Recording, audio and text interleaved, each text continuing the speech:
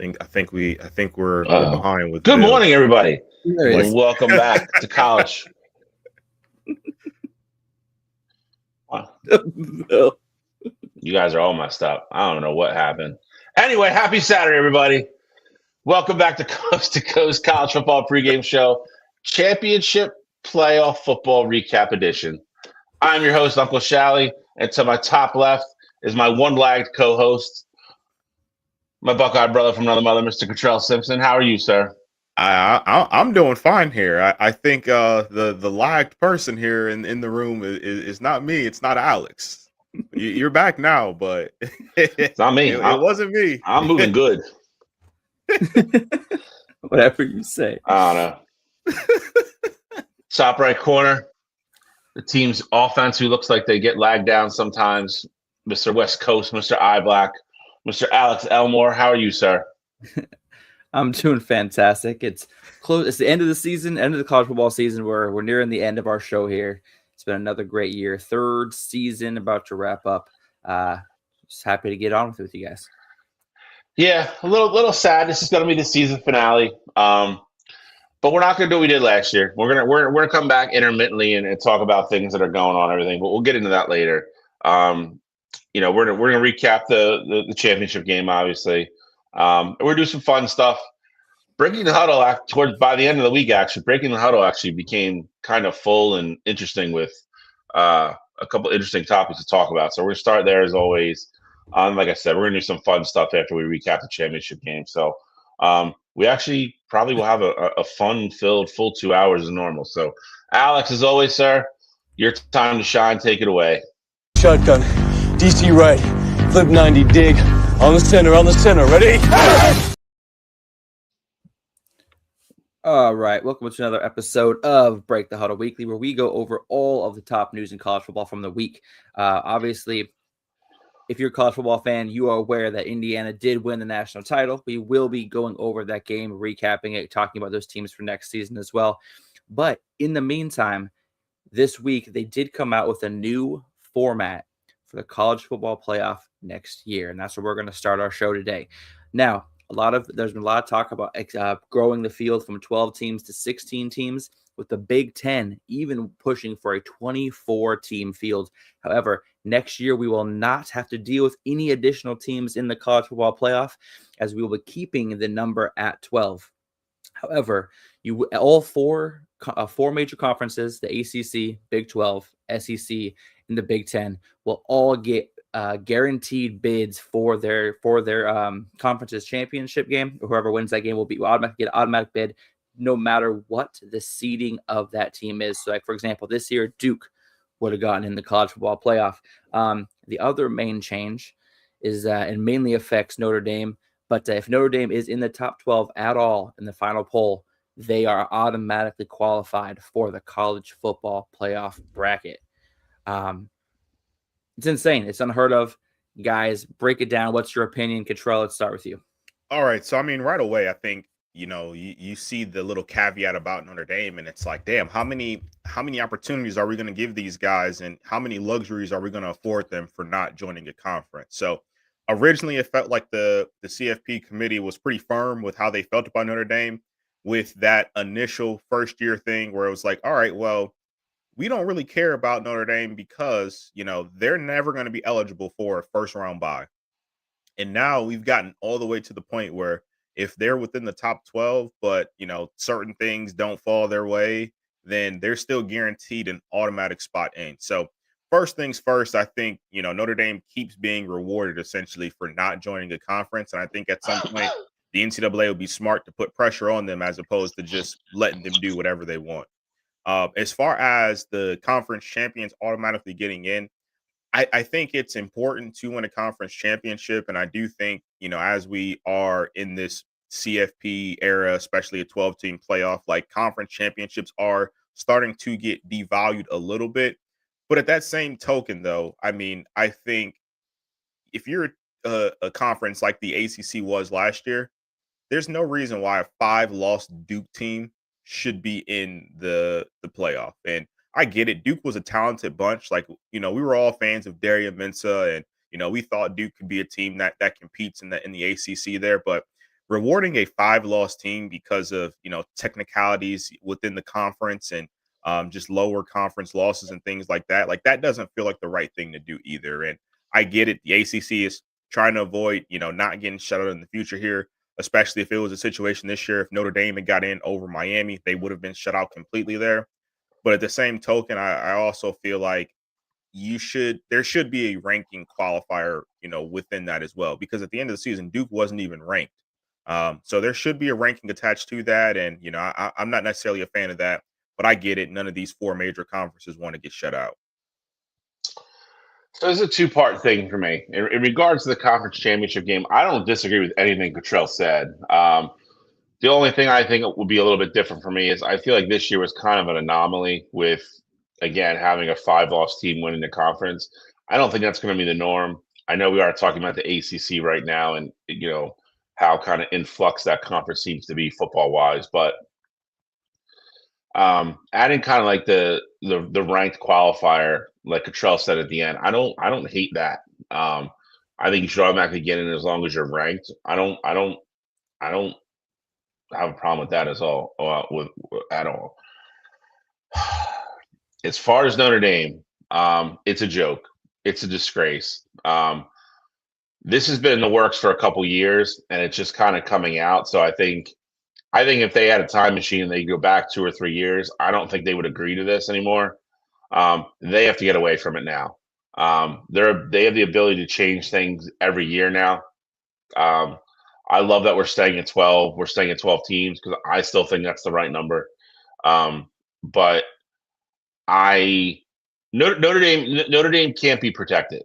Like this isn't a situation where they got kicked out of a conference because they got in a disagreement over money or alignment or something.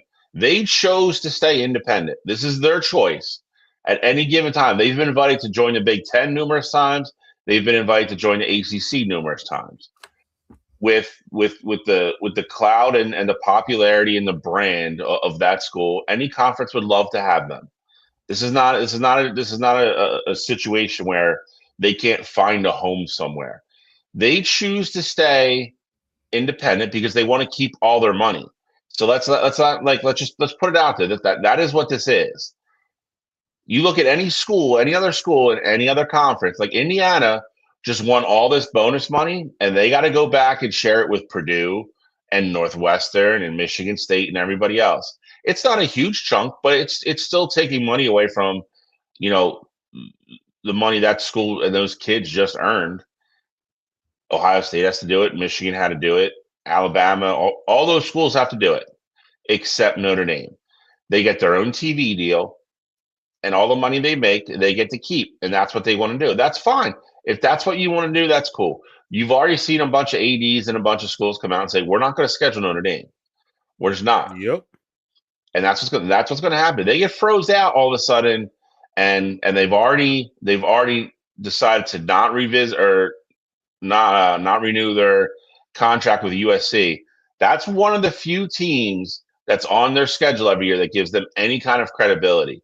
So you take that off now. You look at their schedule for next year, and you're telling me we're going to give this team an automatic bid. Now, granted, they're going to be good, but how good are they going to be? We don't know. Like they have 8 out of their 12 teams they play next year had 8 or more losses this year. Now, will some of those teams improve? Probably. Will some of them get worse? Probably. So you have 4. They are, as of right now, scheduled to play 4 teams next year that had winning records this year, and one of them is Navy. So that's a caveat in its own right. So it's really 3. And you want a free pass into the college football playoff every year? Get the fuck out of here. This could be a 1-year thing. This has to go away next year. They get to revisit it. They're going to revisit everything again next year. This has to go away. And I think you're going to see a big push for it. They are an ACC school with 33 out of the 35 sports that they offer. They're independent for football, and they got to cherry pick and choose the Big Ten for ice hockey. Like, enough's enough. Just because you're a Catholic university doesn't mean you're special and you get special privileges. I think you're going to see a ton of pushback on this next year, as you should, and they're going to tell them either join a conference or you get no special privileges. You got to be firmly locked in the top 12, and it's going to be just like it was 2 years ago at that point. You got to earn it. If you don't have a good strength of schedule, you don't have a conference championship game to go to, and you lose to somebody head to head, oh well, you're out. Too bad. Because I got bad news for you. Did anybody miss Notre Dame in the playoff this year? Other than Notre Dame, Notre Dame fans. Besides Notre Dame fans, no. college football playoff not good this year because Notre Dame wasn't in it? Did anybody care? Did anybody stop? Was the college football playoff stopped because they were like, damn, Notre Dame wasn't in it. It's not going to be good this year. No, it was great. They're not even the best team in their state right now.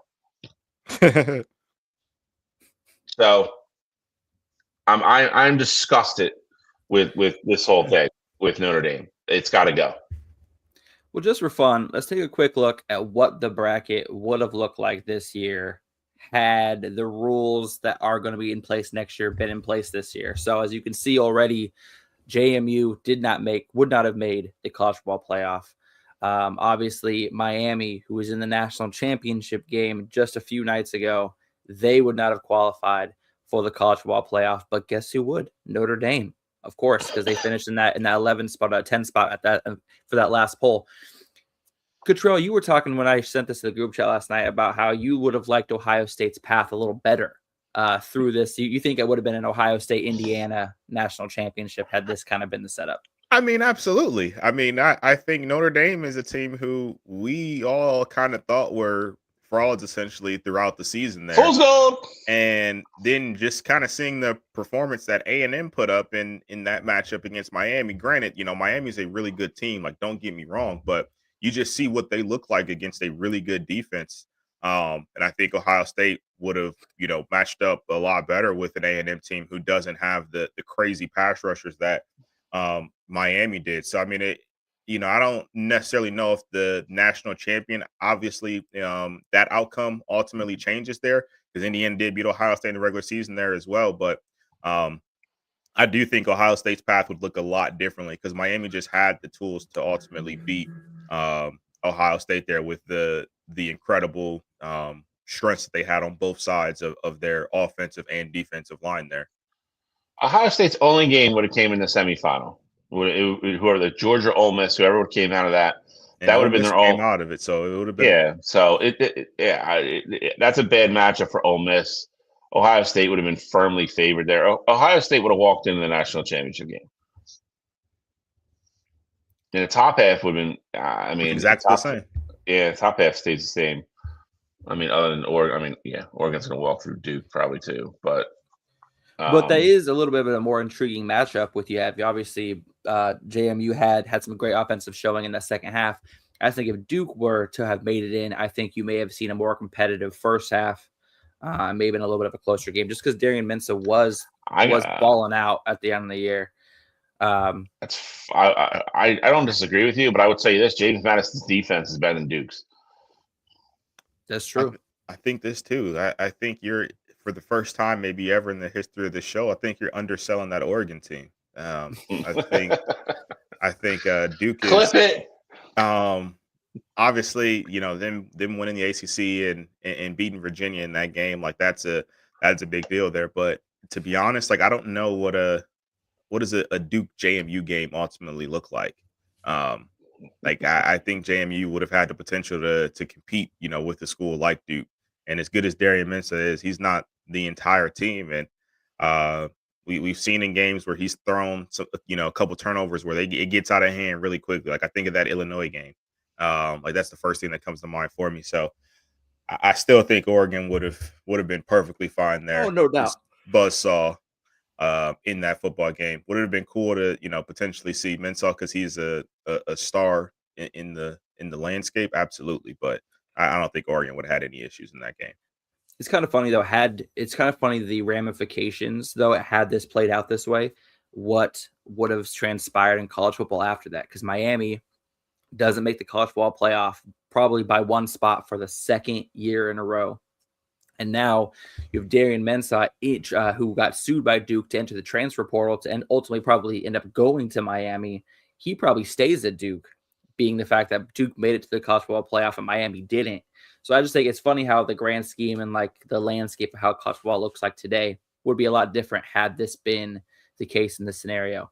But I'm honestly okay with the rule change of having a conference champion qualify no matter what, because winning those conference championships is no cakewalk. You know what I mean? Like getting through the schedule, earning the right to be in the college football playoff, or sorry, that conference championship game. Whether Duke had a bad season or not, they still earn the right to be there. They're still the second best team in their conference, and then ultimately won that conference championship game. I think they should have had a chance to be in. So I'm totally okay with guaranteeing the Power Four conferences at least one team from the conference championship in the bracket. And then let's not forget, guys, UConn's another independent. They could come out of nowhere. They've had a couple good seasons recently. If they kind of get better up their recruiting a little bit, UConn is going to have that same exact benefit that Notre Dame is benefiting from, where if they finish in the top 12, they're going to get an automatic bid as well. So let's not forget that this also pertains to all independents. Not that there are very many, but just want to make sure we at least threw that out there, that this rule wasn't specifically made for Notre Dame. It was for all independent football teams. But at this time, there's only two, right? UConn and Notre Dame. Am I missing one? I think they are the only two left because obviously you got the academies have joined the conference now. Yeah. All right. I think BYU was for a while too, but they're obviously in the Big 12 now. Wasn't Temple independent for a little bit? Or UMass is the other one. UMass. That's the one. I was picturing the red uniforms, and I was, for some reason, Temple was coming to my mind. So that's kind of where we're sitting at now with the college football playoff. Is there anything else you guys want us to kind of throw out about next year's format before we go into some tampering news with Dabo Swinney at Clemson?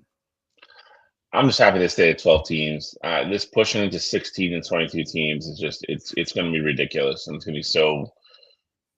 I feel like it's going to take the shine away, and I say that I don't need to see Oregon play, Connecticut in the first round of the playoffs. That does nothing for me. And to be able to call it a playoff game and think people are going to get excited about stuff like that, I don't need to see that. I don't need to have the whole top 25 in the college football playoff. That's not the point of this whole thing. It's to take the top 12, give them a chance to see, and again, instead of settling it with a computer, settle it on the field and find out who the best team is. And once in a while, you'll get the runs like you saw this year with Miami coming out of a lower seed. But most of the time, it's going to come out of the top couple seeds. Like, don't call it a playoff thing and extort more money out of people and expect people to get excited to watch the 5 seed play the 24th seed and be like, oh, it's going to be a great game. No, it's not. People are bitching about blowouts now that are already happening in the quarterfinals. Like, what do you think is going to happen in the majority of the first and second round games? They're going to be blowouts. Like, agreed. I don't need to see them. I don't. Like, again, I just don't. I hope they keep it at 12. I think 12 is the right number.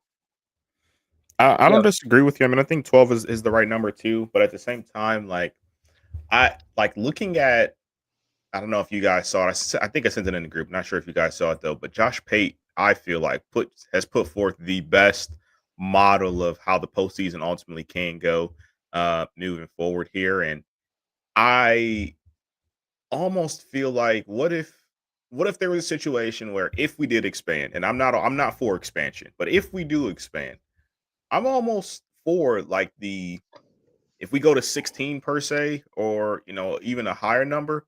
What if we started to have play-in games where you had all these teams that were on the border?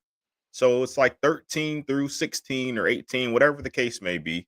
You have them play each other for the spots to get into the college football playoff. And we treat those like bowl game. We call them a bowl game. And essentially they're just like a play-in spot, like how it is for the March Madness tournament. For those, 16 seeds that make the field, but they just want them to figure out, between them, who's going to go lose to the Purdues or the Floridas or the UConns or whatever the case may be. The only pushback I would have on that is that you're adding another week off for those first seed teams. And we're already at a stance where they're 1-7 after that first round bye. If you have a bye where we have playing games and then the first round bye, and then you get to play, like that's another extra week off. I don't think that would play out very well. So I have a solution for that as well. Teams that are going to be in these playing spots are not playing for conference championships. You play those games the same week as conference championship week. But how can you guarantee that they're not playing for conference championships? Think about what Duke was in the conference championship this game, and was what Yeah, was. I mean, yeah, I mean, you couldn't be able to guarantee it. But Duke's not Duke. Duke is a perfect example. Duke was not in that 13 to 18 range. No, but there's going to be a situation probably at least once a year where one of the conference championship teams are in that 13 you through could 18 even range. you could even throw in a stipulation where if you are playing for a conference championship, like you have the opportunity to play your way in there. So like that is your playoff game. So then you just exclude that team and just go with the next team right underneath them. I mean, there's ways around it. Trust me. I don't think there's any way they would play playoff games on the same week as conference championship games. But they wouldn't be playoff games. They would be, especially with the what was it, the Big 12? The Big 12 just moved their games to Friday. It's still a playing game though. It's still, like if you make the field of 68 and you're one of the playing games, you still technically get to say you made the tournament. Absolutely. So I mean, football it's gonna be the same way. They're gonna be able to say they made the playoff. Like I don't. And again, I guess the other thing would be is where are you gonna air them? Like you know what I mean? Like somebody wants them. I guess, but you're gonna be going up against other conference champion. Yeah, you're gonna be going up against other conference championship games. You don't have enough. You don't have enough time slots. My point is, there's only in that scenario. If we go to 16 teams, there's only 2 games that would need to be played. And my point is, like the Big 12 just said, "Hey, you're playing our games on Friday night now." So one way or another, you could either say, "Hey, Big 12, you guys are playing at 7:00," or if we got a West Coast game, we can air that at 10:00. I'm not saying that's like the most ideal or anything like that, but you can absolutely use Friday and Saturday now, especially with how these conferences are starting to space out these games. I think the only way you could add another game and have it be successful is if you took the top 4 teams in each conference and had a mini tournament for the conference championship. I think that would be the only way to guarantee the best conference champion out of each conference. That's the direction I would go. If I could change anything, is I would add 2 other teams to the conference championship, have a miniature tournament, just like college basketball does. That way, there are going to be opportunities for Cinderella stories like Duke, for example, to get into the college football playoff and, shock the world. So that's what I think. If they were going to add any sort of games, that's where I would add it, is in the conference championship pool. But I do see what you're saying. I just think that that's either going to add a week, add an extra week of bye for those 1 seeds, or it's going to cause a whole traffic jam of games. And like I said, there's too many what ifs. I guarantee that at least one of those 13 through 16 teams are going to be in the conference championship. And then there's a whole other stipulations. It's just, I feel like it's going to muddy the water even more. I'm just saying, I think if we ultimately go to a situation like that, we kind of start to get rid of a situation where teams are like, we're not talking, in my opinion, I don't think we'd be talking about teams who didn't make it, because just like how it is in the NBA, essentially with the play-in, like we're not talking about, oh yeah, like that 10th seed, Miami Heat team, they could have really went on to win the NBA Finals there. Like I think adding the play-in, if you want to do expansion, I would put it as a play-in, so then that way we don't really get these too many crazy lopsided matchups, because I'm sure the battles of 13 versus 16 or whatever the case may be would be a lot closer than just throwing a 16 seed up against the number 1 overall seed in the tournament. I get it, but I mean, I feel like this is going to happen the following week anyway. Like I don't disagree with the MEA analogy, but to that point, they still give them a chance to get in, which is ridiculous. So it's like, I just think this. I think the scheduling is already tight and gruesome as it is, and to try to throw in extra games somewhere else, I feel like a lot of ADs and feel like a lot of coaches are going to push back on it. I don't know about ADs because they'll be like, "Oh, it's more money," but Yeah, I know they want to push it to 16, so I'm really curious to see what they do. Because my biggest concern would be exactly what Alex said. If I'm a 1 seed and now you're making me sit for, Yeah. it's already what 2.5 weeks, like Yeah. now. So what? Now it's gonna be a month again. Like that's what we were trying to get away from with this. Like, and now this is what greed does. Now it's always just trying to insert things here, make more money. But then like at that point I don't want to be a top 4 seed. I don't want to sit for a month. Like Okay. I got a that's question for you. crazy. I got a question for you then. If we do, let's say we go up to, well, it would need to be what, 18, I think, for this the math to work out. We go up to 18 teams. Would you guys be all right with getting rid of the buys? We just need Or 16 16 would teams. do it. Yeah, 16 would 16 do would it. do it.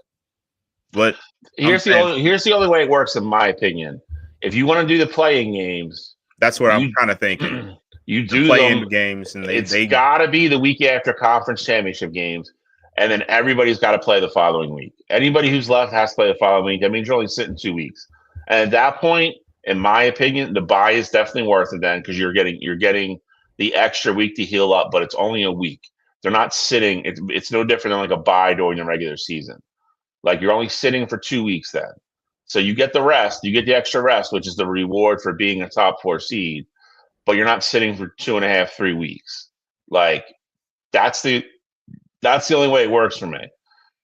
If you're going to add it, but you still the problem becomes is you still have to make it line up with all these bowl games for New Year's Eve and New Year's Day. So you gotta have to work backwards from that date. And that's why like you get some games that are a week apart and then they go 10 days apart, and then they're 12 days apart because you're like the Rose Bowl has to be New Year's Day. Like so you're working backwards from there. So it's like again, you're adding all this extra stuff. Like if you go to 16 and do the play-ins and then everybody plays the following week, I'm not so much opposed to that model. But that's what I'm that's where I'm at. I just don't think anybody should be Sitting for too long. I hate it. I just don't like. I don't even care if it's my team. I just don't like it as a fan. Like if I'm sitting, like let's be honest. Like if your team is not in it, like you're like, all right, cool. Like I want to see Indiana play again, or like I want to see Ohio State play again, or I want to see Oregon play again. Like whoever it is in those top couple seeds, like I'm waiting for those teams to play at that Yeah. point. You know what I mean? So it's like, I gotta sit here and like you guys. I gotta watch Duke and Boise State. Like that does nothing for me. Like they're fine. They get the good teams back on the field quicker then, and then I can at least entertain it if it makes sense. All right. Well, there's obviously be a lot of debate about what the perfect format for the college football playoff is going to be in the future. Obviously, for next year, we are sticking with 12, with Notre Dame getting an automatic qualifier if they finish in that top 12, and all Power 4 conferences getting at least their conference champion into the tournament. And that's what we're going to be at for next year. I'm sure there'll be plenty of talk about this offseason, what the best way to go is, and how we're going to do that. But we're going to keep this ball rolling on the show because we could talk about this college football playoff bracket for hours. But next up, we're going to go into some tampering news. And Dabo, he was one of the latest adopters of the transfer portal. We've talked on the show about how he needs to kind of get with the times and adopt the practices sooner. Well, now he's kind of getting in the swing of things. Last year, he was able to get a couple players in the portal. This year, he's kind of going all out to kind of one, save his job, and get Clemson back on the map. There was a player from Cal, I believe it was a linebacker. What's the guy's name? It's like Luke. You guys remember? Yeah, Luke. I can't remember his name right now. But he essentially had committed to Clemson University, enrolled in classes, and then changed over to LSU. Dabo comes out and says Ole that Miss. this was sorry. So I say LSU. I'm sorry. Ole Miss. It's something Lane Kiffin would do, though. Keep going. I knew that was coming. And he straight called, and Dabo straight called out in the press. What happened? Essentially, what happened was the coach of Ole Miss texted him and said, "Hey, I know you're signed with Clemson, but what's your buyout?" Then Jackson Dart called him And then another LSU Ole Miss player called him as well to try to entice him to leave Clemson and go to Ole Miss, in which he ended up doing. Obviously, this is going on all over the country, but Dabo is pissed. So he's coming out about it and talking about it openly. What's your guys' opinion of this? Do you think more coaches are going to come out? Obviously, last year we had that one coach talk about Alabama taking his kicker and his punter during the game in a press conference. But Dabo was out for blood. So what exactly are we thinking is going to be the ramifications here? How can we stop this? Or is this just going to be how it is? Well, this is the first example where A, somebody's held a press conference, B, somebody's released actual evidence, and then C, he's actually filed a grievance with the NCAA. So like they're going to have to get involved in this now. Like we talked about the guy who talked about it during his halftime show or his halftime interview, and that went in one ear at the other. Like you never filed anything because I think he's just like they're not going to do anything to Alabama. Like I'm not even getting involved. I just want to put out there that everybody knows Alabama's scumbags. Dabo's not taking that route.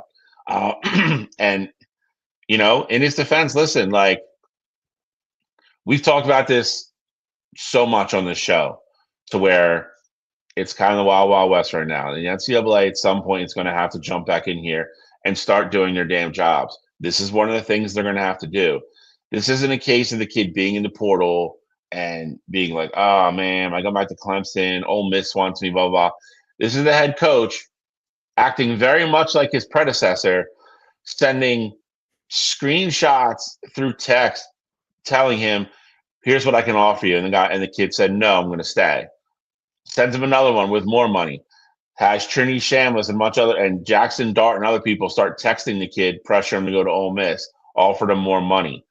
After, like you said, kid was actually enrolled back in Clemson.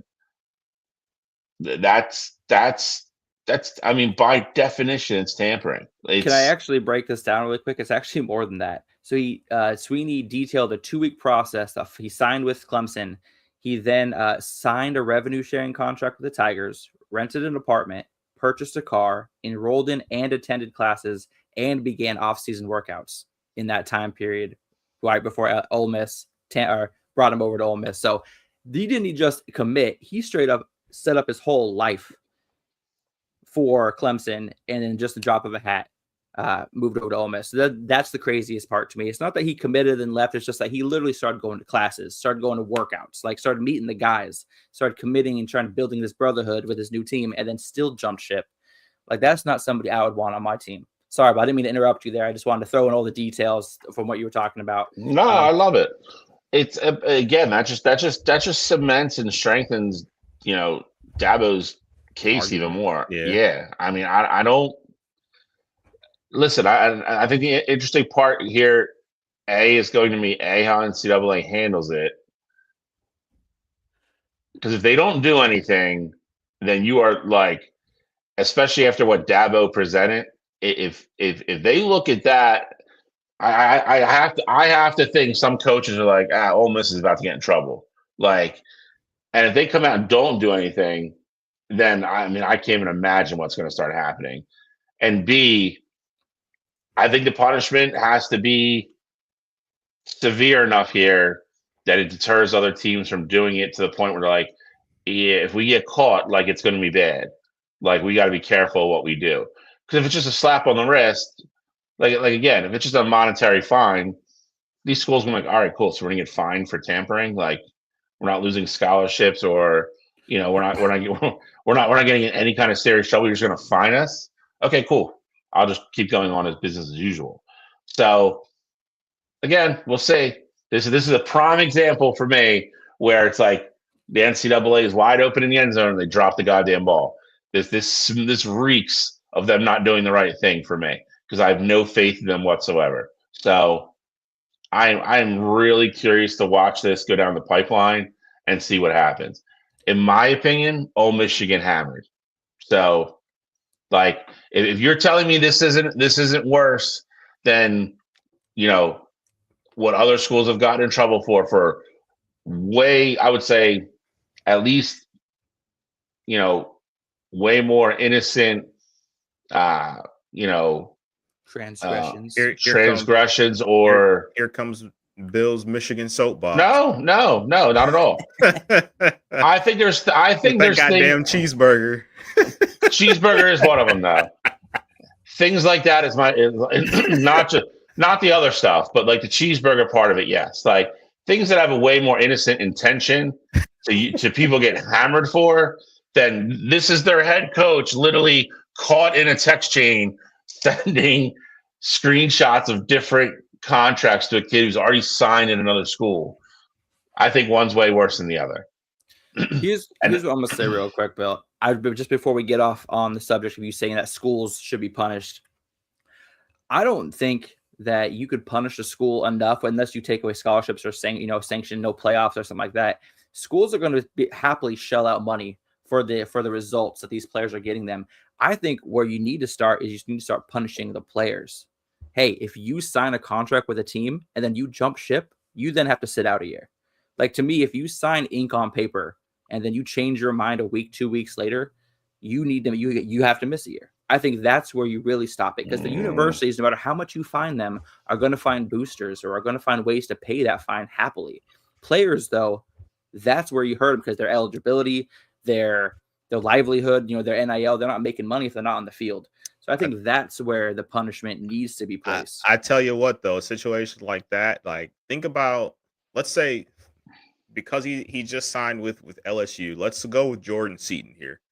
He ultimately, left Colorado and, went over LSU. If he had signed a deal with Colorado and then ultimately is like, hey, I'm getting more money at LSU. Like, they're going to pay me, X, Y, and Z amount of dollars. I'm going to go over to LSU, and you force him to sit a year. But guess what?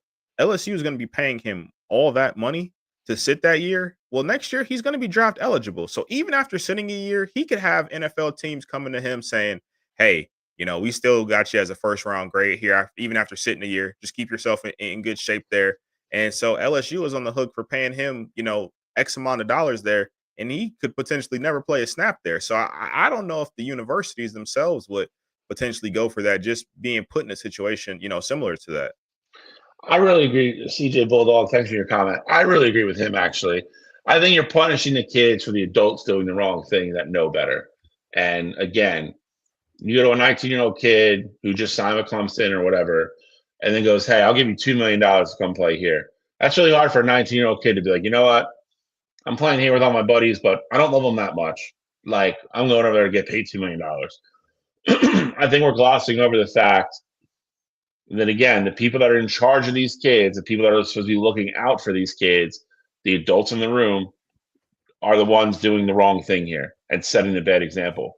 Like, I'll be honest, for Golden to get caught doing this after he just gets like pretty much a dream job handed to him, like, that's crazy to me.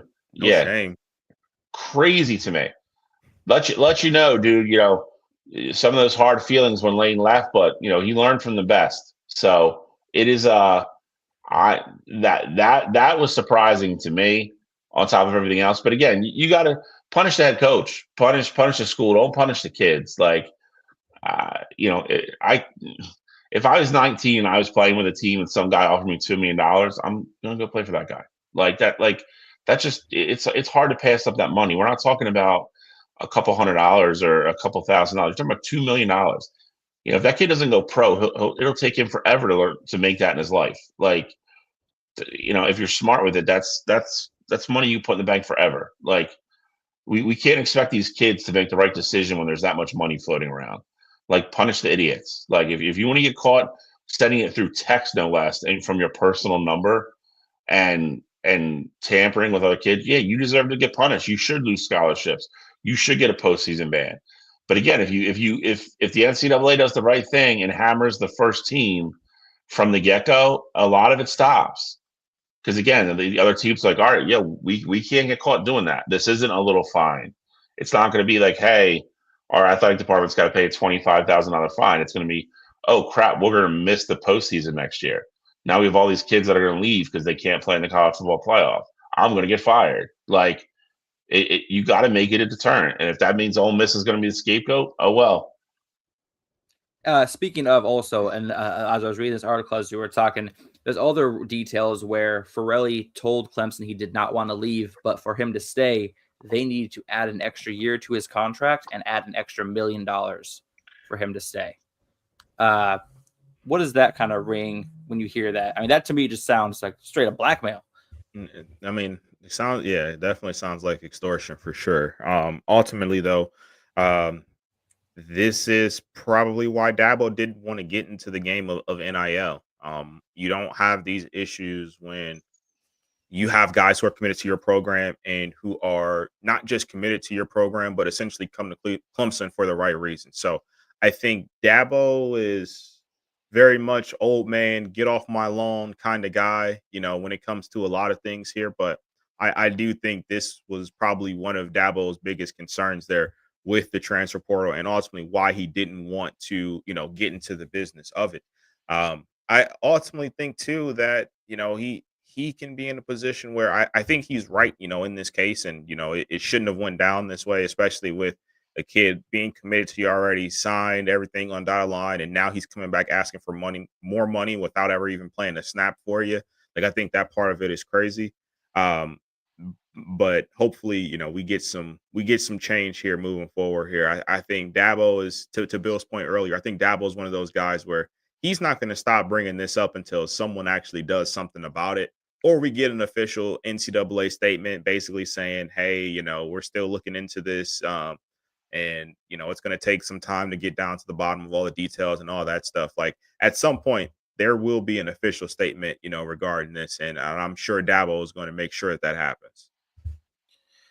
Exactly. And like I said, I know that the NCAA was very surprised that Clemson had been so open and forthcoming with this, because most teams will obviously complain, but no one's going to actually file a grievance. Obviously, Dabo and Clemson went ahead and they did that. And Dabo also said that he's not doing it in order to get that player back. He doesn't want anybody at his program that doesn't want to be there. He just wants to make sure this doesn't happen to the next kid he recruits. So, like I said, kudos to him. Say Nick Saban got out of the game at the right time, if I say so myself. But we're going to keep this ball rolling. There's some other new NCAA news. NCAA is now approves patches for college football teams' uniforms. As of August 1st, Division I teams can place up to 2 patches of no more than 4 square inches on uniforms for regular season games. These are obviously in addition to the logos of the uniform companies that they wear. But this opens up a whole new revenue stream for teams to kind of help pay their players. We talked about earlier this year when UNLV had put in some works of a deal, a pending approval from the NCAA. Now it's official as of August 1st. College football teams can have logos on their jerseys. You think this is a good direction for sports? Obviously, allows the universities to get a little bit more money to pay their players to be more competitive. But in the grand scheme of things, how do we feel about this deal?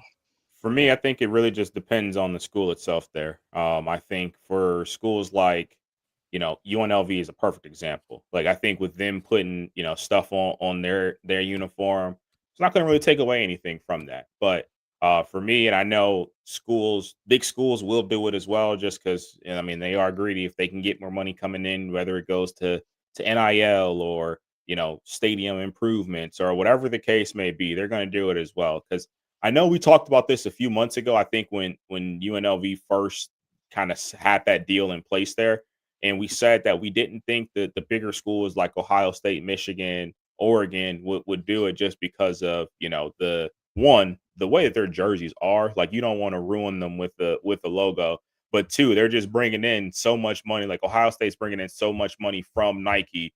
Oregon is Nike, and Michigan is probably Jordan Brand's biggest school in college football. So like you didn't think that they would add these logos to the jerseys there.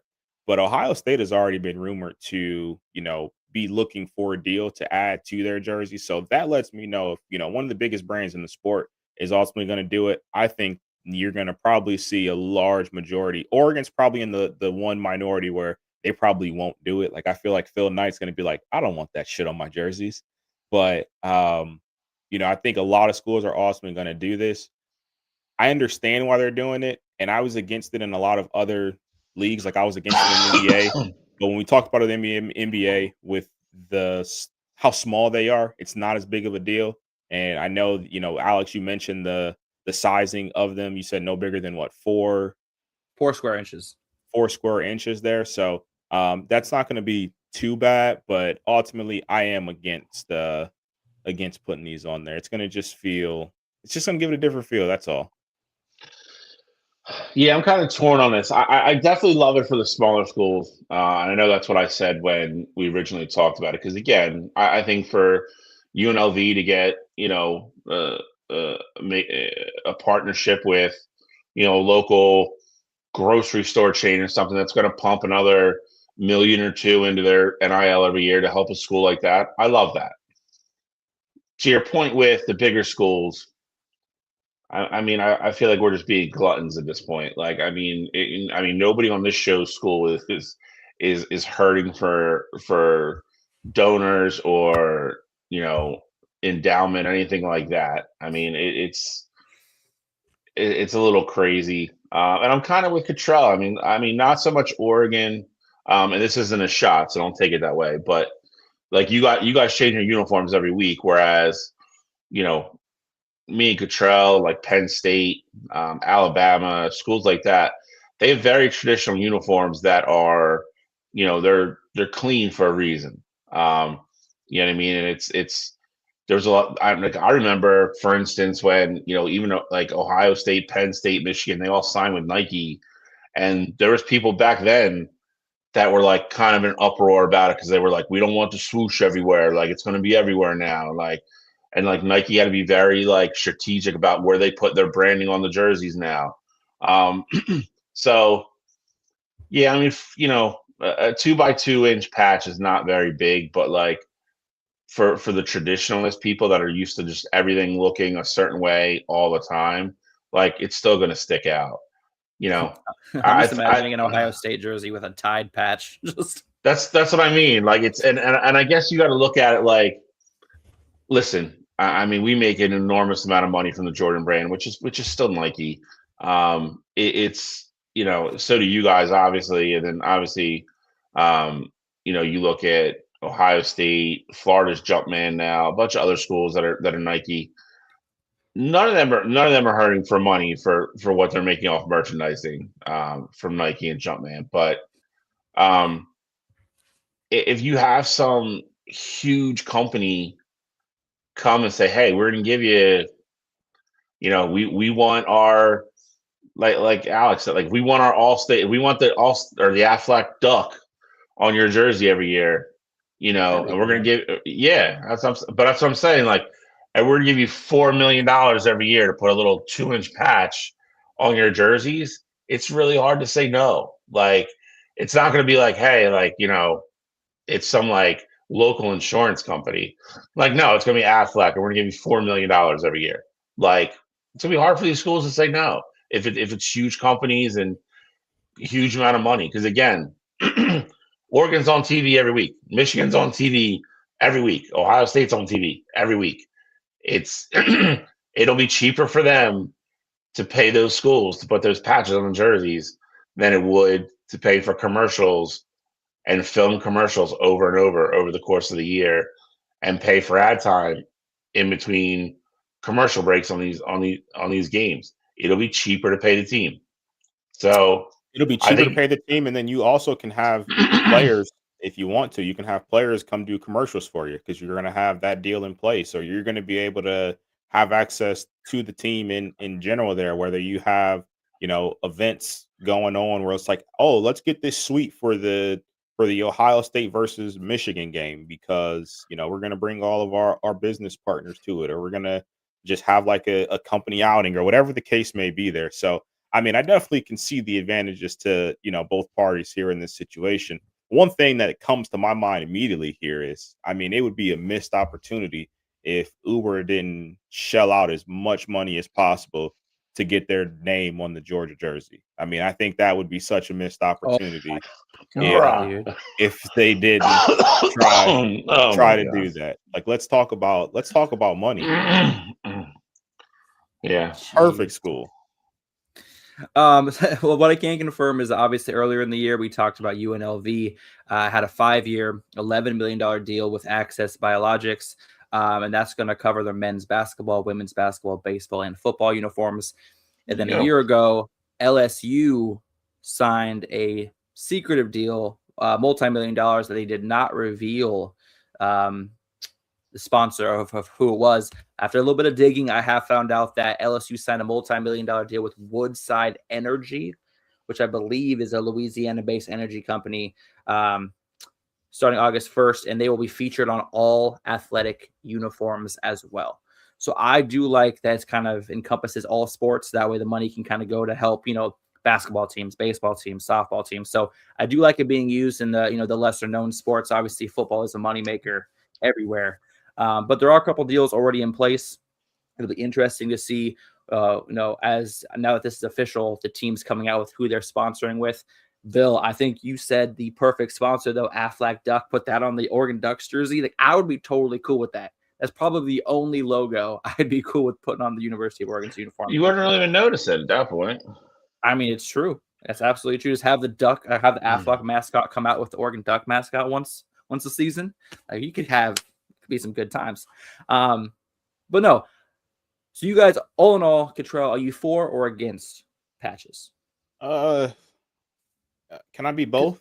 Like I'm for it for small schools. I'm against it for big schools. Like I don't want to see like USC and Penn State don't even put their players' last names in the back of their jerseys, and now you're telling me they're going to go out and put a Quickie Mart logo on their jersey to just bring in a couple million extra dollars there. Like for me, that's I'm not even a space available, Cottrell. It's right there on the back plate. It's already available. I'm not even a full traditionalist in terms of a lot of things with college football, but like there's just certain things that just feel wrong with the sport. Like I wouldn't be upset about a logo on a UNLV jersey or a Memphis jersey or a Syracuse jersey, but like I don't want to see that on a USC jersey. I don't want to see it on Ohio State's jersey or Michigan's jersey or Penn State. Like there's just some uniforms that shouldn't be messed with.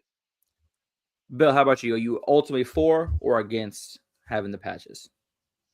I'm somewhere in between, like Cottrell. I definitely see the benefits of it for the smaller schools, and I applaud it for them. I'm definitely probably the biggest traditionalist on the show out of the three of us. I don't need to like I know Domino's is headquartered in Michigan. Like I don't if I have to see a Domino's pizza patch on a Michigan jersey, I'll shoot myself. Like I don't want to see that. Ooh. Well, T3 and D, I think it is. He said, no one knows what's on the 4 teams in the playoffs jersey, or no one knows what's on OKC's jersey without looking it up. I do think it's different though. Like in the NFL and the NBA and these professional sports, like there aren't really any at this point in time, at least there aren't any crazy traditional jerseys. Like when you see Penn State's blue jersey, like that's not going to change for a very long. Like that's still basically it's a newer format of the same jersey they were playing when Joe Paul was there. Correct. Like there's USC's jerseys, like those are the same jerseys that they were playing in when Keyshawn Johnson was there, or just plenty of older legends back in the day there. With the NBA, like you get they come out with a new brand or a new logo pretty much every 5-10 years, it feels like. So this With that being said, college though, football is different. NBA, I actually really like the way the NBA does the logos on the jerseys. Like they're there, you can see them, but I don't think they're too distracting from the jersey themselves. You know what I mean? Like I actually really like the way the NBA does their logos. Shoulder. Yeah, I actually don't mind. Obviously, the football, you might be using shoulder pads. You'd probably be the best spot for them if I'm thinking, out loud. But I actually say depending on how they do the patches and where they put them, they could put them, lower on the jersey where like the tag usually is. There's a couple of spots they could put them where I don't think it'd be too distracting. But I definitely get what you're saying, Bill, as far as being a purist. You don't want to see patches on. In control, I see your point as well. You don't want to see Valvoline on Ohio State's jerseys or whatever it is. But It is official. August 1st, this will kick in. So next season, we will be seeing all the companies on the jerseys and kind of seeing how they play out. Maybe next year we'll find the best fit for the best sponsor. Maybe they'll be like the perfect fit, and we'll have the top 5 best sponsors segment next year. That'll be a good one. Nothing's better than Uber in Georgia. I'm telling you, that's the moneymaker. That's gonna be hard to beat. That's true. But see, Lyft is falling off. I think Lyft needs that win more than Uber does, if we're being honest. Yeah. But that kind of wraps up Break the Huddle, boys. So we got a couple spaces we can go. We can get into the Indiana-Miami recap, or we can get into our fun stuff. What are you guys thinking? I don't want to say get it out the way, but my vote is we go national championship recap. I do. Yeah, we got to talk about the game. Yeah, that's plenty no time problem with me. to have the fun. Let's go. Let's talk about it. Bill, break it down. Well, sadly, the season has come to an official end now, but we have a national champion. We crowned Indiana on Monday night. Great game against Miami, 27-21. I love the game. It included a bunch of really, really high-end defensive play. I thought both teams, once they got a little settled in, especially in the second half, I think you saw more of what their offenses both really were. Kirk Signetti had one of the ballsiest, craziest calls in the history of football. Just nuts. I still don't even know how to describe it. Called quarterback draw on 4th and 5. And I'll be honest, man. This I kind of wish Miami really didn't give those 2 games away earlier in the year because they were a really good football team. A 10 seed, I don't think is really accurate for what they were. And I know they were seeded based on what they did, and I'm not saying the seeding was wrong, but they were a damn good football team. I think they deserved to be there, and they showed. I was saying in the group message, every time I thought Indiana kind of put the game away, Miami would go right back down the field and answer. Got to tip your cap to Carson Beck and hold your ears, Alex. But Mario Cristobal, that whole staff, that whole team, Malachi Tony is an absolute star. That kid's going to be great. Defensive players on both sides. There's a bunch of NFL kids on both these teams. But we can get into the game and breaking it down. I don't want to go over the whole thing. I want you guys to jump in here and kind of get into the nitty gritty. But overall, again, as a fan with no dog in the race whatsoever, I thought it was a great game. I thought it was well played. Definitely, interesting and intriguing. And like I said, the Signetti call, I thought would kind of be the nail in the coffin, and it wasn't. It had a lot of suspense. I just thought it was a really good national championship game. Alex, we talked about the game on Wednesday on Wire to Wire, so I'm very curious of your thoughts on the game. Well, the game kind of played out. It started to play out exactly how I saw when I obviously last week I picked Miami ultimately to win the game. I picked it to be like a 17, to 10, 17, 13 game, whatever I said. And the first half and into the third quarter, it was honestly leaning that way. Miami had gotten a little bit of momentum going in the second half. They were able to find some success offensively. And I ultimately thought that Miami was going to pull it out. Indiana was kind of stagnant on offense. But then Indiana kind of took over, possession, and Mark Fletcher, he played fantastic. Malachi Tony played fantastic on Miami's side. Carson Beck, though, was the one stat we talked about last week was that 6 of Carson Beck's last 8 interceptions have come in losing efforts, and he played an absolutely flawless game the entire night. And so that very last drive to kind of take the team down there and try to go for the win, Kurt Signetti called the perfect timeout. Miami was driving. Kurt Signetti called his final timeout. I think it was like just over a minute left, just under a minute left, something like that.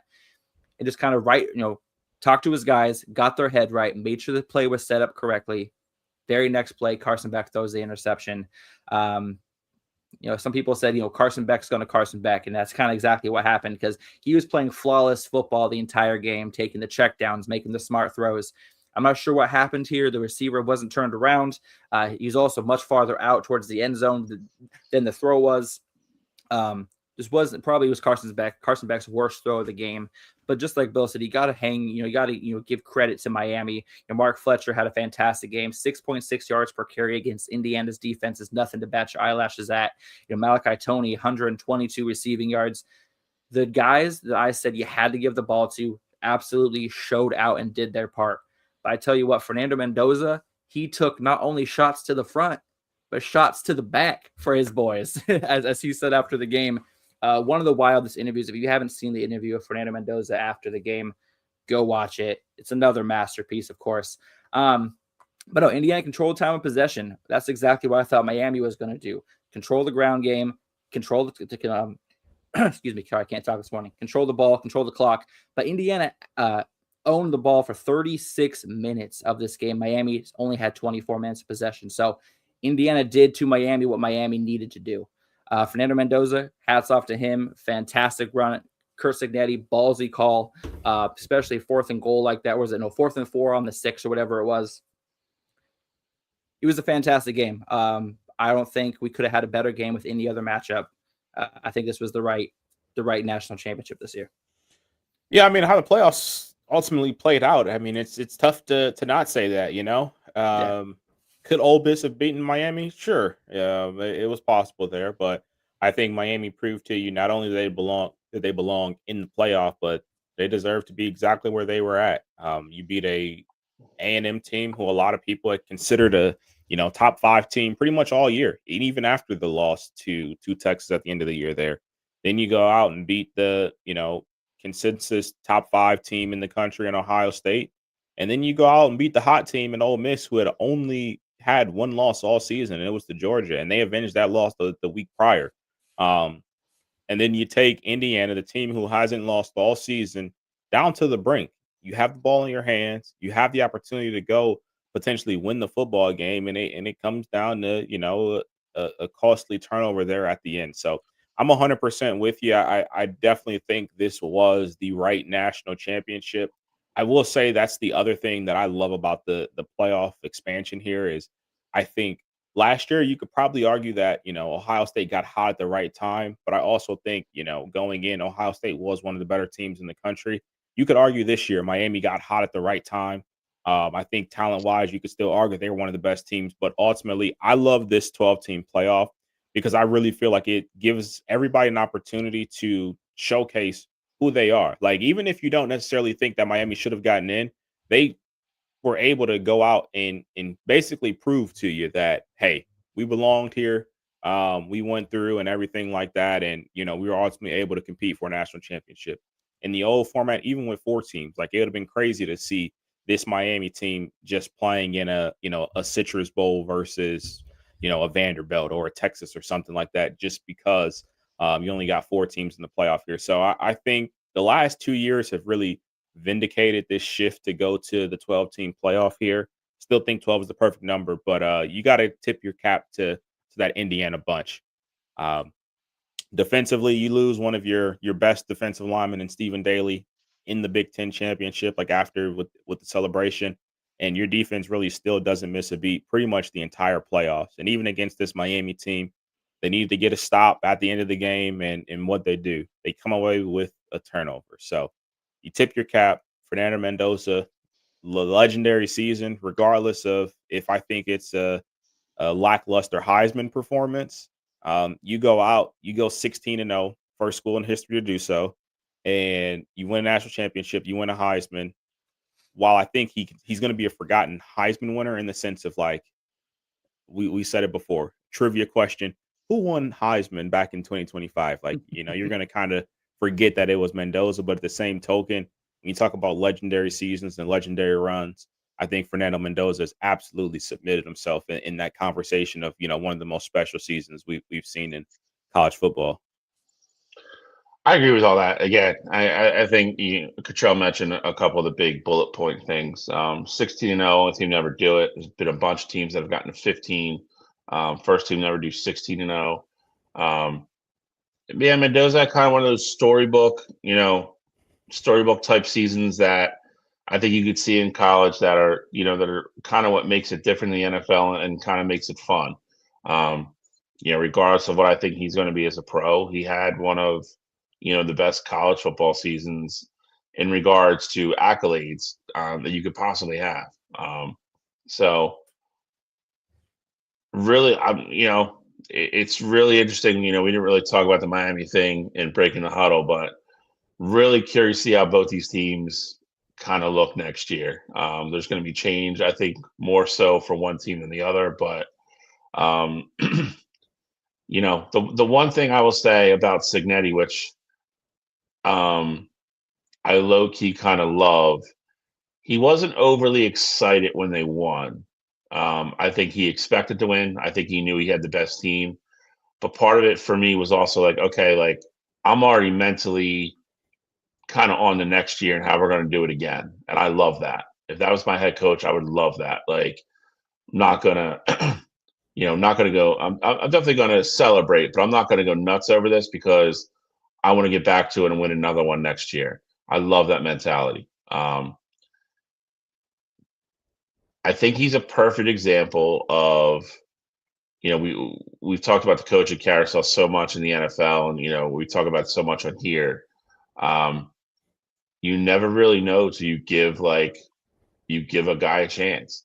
Like to think like with his resume of working under Saban and everything, and really only he got the IUP job. Like to think that he had start there. James Madison's not a bad program. Don't get me wrong. There's been a lot of good players and coaches that have gone through there, but it's not a powerhouse. He's still to go prove himself there.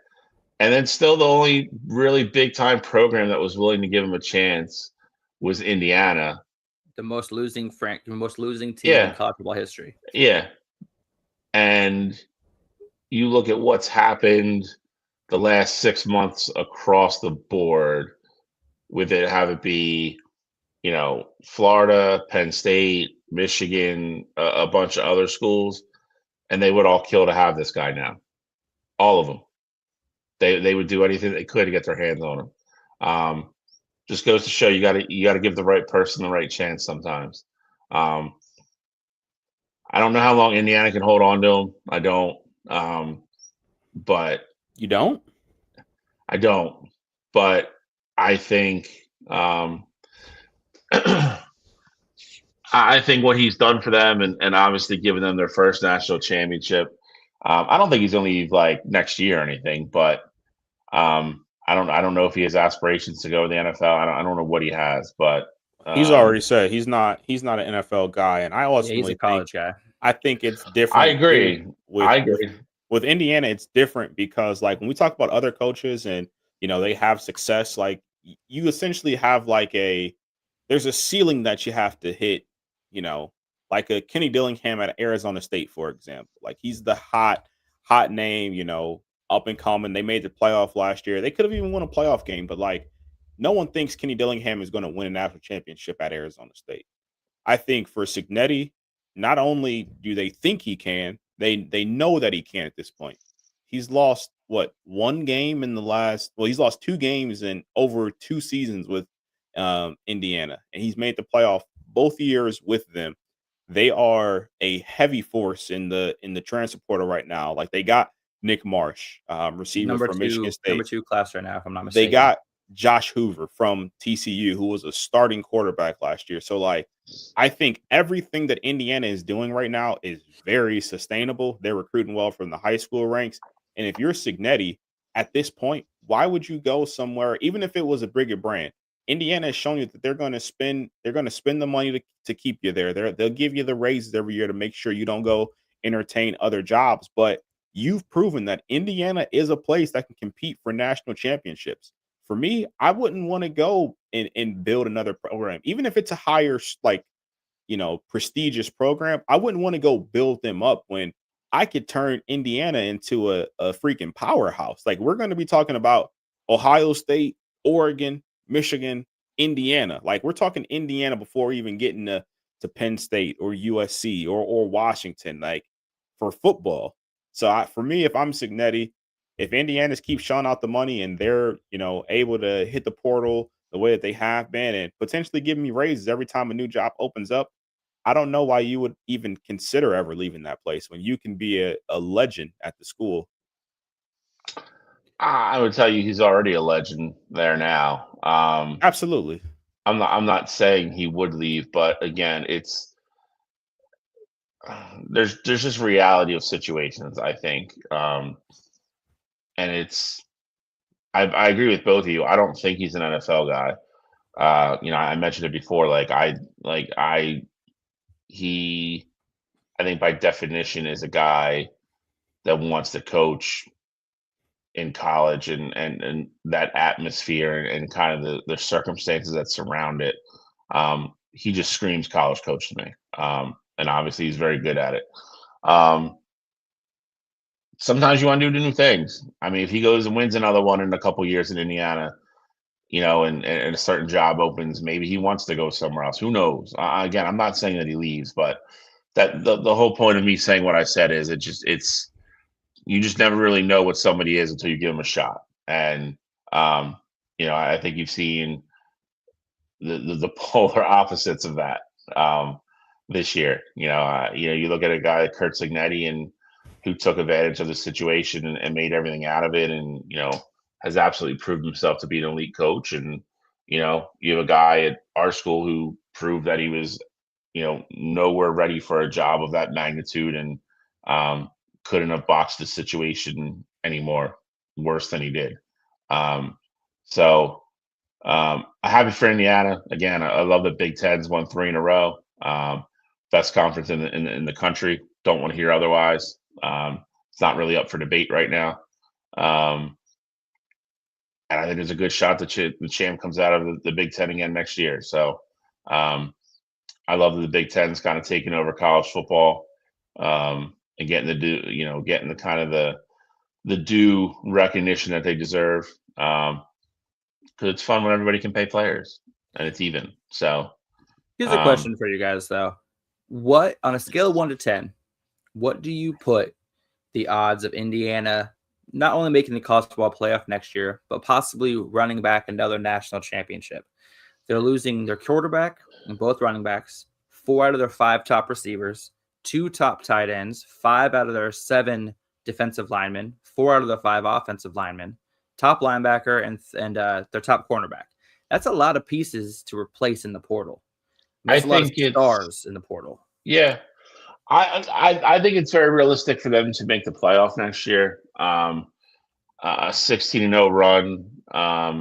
I don't think, with everything they're losing, I don't think is very realistic. And again, he might win another national championship. He might win 2 more. I don't know if he'll ever go 16-0 again. That is a juggernaut, and again, a legendary type of run. Like, I don't think they grow on trees per se. Listen, their model is they're going to recruit from high school to positions they feel like they can coach and coach up, and then other positions they've tagged as, we want to take guys out of the portal every year and fill those positions. I don't think it's a bad model. I also don't think you're going to hit on every single guy like they did this year. Like, is what's his face going to play as well as Mendoza did? I don't know. I mean, is he a good quarterback? Yeah. Is he Mendoza? I don't know. You know what I mean? Like, so it's also unrealistic to think that they're going to continue to hit with the success they hit with this year and everybody coming together. And that's where the coach comes in, and I think a lot of it falls on Signetti coaching these guys up, getting them in that culture and of that mindset, and getting everybody pulled the same direction that that team pulled this year. So I think Indiana will be really good again next year. Again, are they national champion next year? I don't know. I don't think they're 16-0 next year. I'm not going to be surprised if they're in the playoff, but they do. They are pretty much going to start a completely brand new team next year. But again, a lot of it is guys that have already been playing. Like we talked about Marsh. Like, I think he's a guy that was absolutely underutilized at Michigan State because they couldn't get them the football because their quarterback play and their line play was so bad. That's probably not going to be the case in Indiana. So, they definitely have the pieces, but to expect this every year and to come out of the portal with all hits on everybody across the board like they did this year, I also think that's unrealistic. So I agree, and I also think their offense will be fine. I think it's more so the defense where I really have the question marks. Their offensive line is, for a lot of the pieces there are returning. They also got a big time guard out the portal from Wisconsin. I think that's definitely going to help there as well. And then you have Josh Hoover coming in to play quarterback for you. You have Charlie Becker returning, who showcased that he can be a really good receiver, especially in that system. It was very reliable. They said on the broadcast national championship game that he had 0 drops all season there. So a very reliable pass threat for you, and you pair him with the Nick Marsh there as well. I think that's going to be, the offense will be fine there. Defensively, they're losing Pons this upcoming drive season, but they're getting AJ Harris from Penn State, who was a high recruit there, and I think is very much a really good player here. So I think where you are losing, you're also gaining, not necessarily the exact same level of talent, but pretty comparable talent there. So I think that Indiana will be just fine, moving forward next year. And I think the biggest thing too is what we talked about, what they have at the coaching position there. So Signetti is going to do whatever he can to put his guys in a successful spot there. And I'm sure they got guys that are chomping at the bit to get out there. We saw it last year with Ohio State. Like, a lot of people didn't think that Ohio State could, be even close to what they were to the year prior with how much they lost. And we saw the run they had during the regular season there. I think Indiana absolutely can be in a very similar position there with what they're bringing in through the portal, and just some of those pieces of what they bring back in the important positions, like with the offensive line there, and ultimately what they have on offense. All right. Well, that kind of wraps up the recap of the national championship. Cottrell, I think from here on out, I think you're in control, my friend. Where are you wanting to go next? All right. I think it's the perfect little segue here. But with what ultimately happened this year, we gave our way too early predictions for the 2026 season, and we had some hits. Like, I know I had Texas Tech. I believe one of you guys had Ole Miss. Another one of you guys had, it was one of the surprising teams this year in the playoff. Besides It was James Tulane. Madison? Tulane. Alex, you had Tulane. So like we had some hits on our way too early predictions there. So let's go ahead and go over to the way too earlys for next season. Let's do it. All right. So I think I am first up here. Way too early. I'm going to go in order. I'm going to go from 1 to 12 here. So I think you're going to have Ohio State as the number 1 overall seed next year. Turn a lot. Not going to be losing too much. Losing a couple pieces defensively, but I think offensively they are going to be a juggernaut next season in Julian Sain's year 2. With that said, I think the team that I have in my 2 slot could easily replace them in that number 1 spot there. I think it's going to come down to who wins the Big Ten championship there. But number 2, I have Oregon. I love what they bring back. Losing Kenyon Sadiq will be big, but you're getting Dante Moore back. You're getting Evan Stewart back next year. Obviously, DeCorian Moore will be back, and that defense has a ton of talent returning. So I think Oregon will be a force next season. Number 3, I got Georgia. Kind of sticking with the trend here. I like the teams that are bringing back their starting quarterback from the year prior. I thought Gunnar Stockton looked really good this past season. I think they're going to build on that and win the SEC again this year. Number 4, I got Notre Dame. And as much as it pains me to put them here, I think they've been, rewarded a lot of luxuries and things like that from the CFP committee. I just think they're going to be a really good team this upcoming season. I thought they were a year away last year. CJ Carr's, first year starting. But I think the defense will be much improved. A lot of those guys are getting, year older and things of that nature there. I like what they brought in from the portal at the receiver position. I see Notre Dame getting the first round bye there. Number 5, I got Texas. Arch Manning returning. Colin Simmons defensively, obviously, will be returning there. They hit the portal. They got some big time additions on the offensive side of the ball. I think they're going to be absolutely phenomenal. Number 6, I got Indiana. Small step back. Maybe they lose a game, in the regular season. I don't think anything crazy there, but I think Indiana will still be a force. Number 7, I got Texas A&M, another team that's returning their starting quarterback from last season, and Marcel Reed. Defense will still be really good there. I think A&M is going to be a team to reckon with still. And then the last team I got having a home playoff game is going to be the Ole Miss Rebels. I think with Deuce Knight being there, that offense will look very similar to what it did this past year. Kawan Lacey will be back there as well.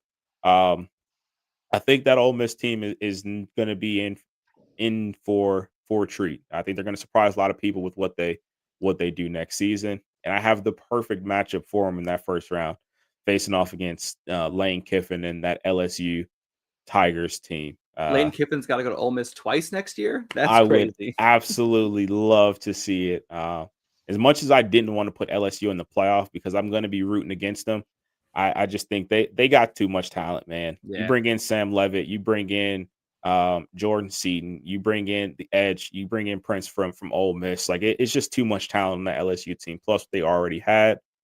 Number 10, I got Texas Tech. I think they find a way to win the Big 12 yet again. Brendan Sormsby is going to be a big time piece for them. I think that'll help them win the Big 12. Number 11, I got Louisville. I think next year is going to be another down year in the ACC.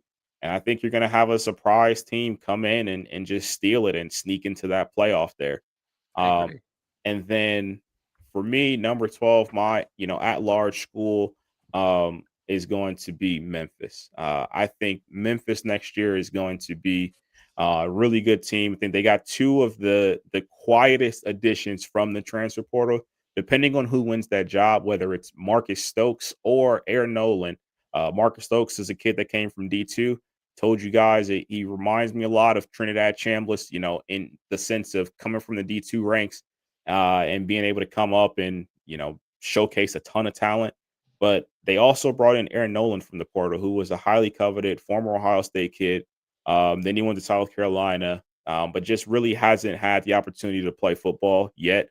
Behind Julian Sand at first and now behind Lenore Sellers at South Carolina. I think those two competing, either one of those guys getting that starting job, Memphis is going to be a team to reckon with. So those are my 12.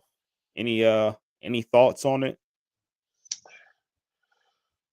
I like your ACC take that unexpected team's going to make it next year. I just don't agree with the team foreshadowing, but I do agree with what you're saying. I 100% agree with the ACC statement. Yeah, I mean, you made the same mistake that I did. I don't know if Alex did either, but we can't have Notre Dame in the top 4. Why not? Because they're not allowed to be there. Why aren't they? The top four get guaranteed spots. They don't get guaranteed buys. Yeah. I mean, if we're doing rankings, I'm interested. I'm saying the way we put them in the bracket, it makes it look like they're going to get a bye. Why can't they get a bye? They're not allowed to get a first round bye. Why aren't they? They changed the rule now. It's not conference champions anymore. They changed that last year. It's off of rankings alone. That's why you had Ohio State and Indiana. I thought they were still not allowed to get a first round bye. We'll have to check into that. I mean, that would be kind of crazy if they say rankings are what determines the bye, and then say Notre Dame still can't get a bye. Well, I think part of that was because they're not in the conference because they're not playing an extra game. I think that was part of their original punishment. I could be wrong, but I'm pretty sure Notre Dame, under the new rules, Notre Dame can get a first round bye if they're ranked in the top 4 by the selection committee. All right, cool. Then I guess we're all right then. We're all right then. No, I like what you're. Louisville, who are we expecting to be the quarterback next year? Does what's his face have another year of eligibility? Miller Moss will not be there. Their starting quarterback next year will be a Lincoln Keenholz. That's right, from Ohio State. That's why you're so high on them. That makes more sense now. Connecting the dots. All right, who's up next? All right, next up we got Let's go. Give me the money. All right, I'll let everybody feast their eyes on my amazing bracket. Obviously, I can't turn my back on my Oregon Ducks. I think they're going to be definitely the best team in the country next year, especially with all the returning pieces. Evan Stewart's coming back on the outside, Dante Moore at quarterback. A bunch of the defensive pieces are coming back. I wish Bryce Betcher had a year of eligibility left because that would solidify this statement. But Oregon will win their first national championship in 2026, or technically 2027. Technically, it's going to happen. But with that being said, I had to give Ohio State their flowers, of course. Obviously, returning Julian Sayin, Jeremiah Smith on the outside. Obviously, that defense returns a lot of pieces. I think they're going to be a team to reckon with next year. Oregon and Ohio State play next year. I'll be excited for that game. I think it is at Ohio State, so that'll be a nice little change of scenery. And then Georgia, obviously Kirby Smart is returning a very loaded running back room.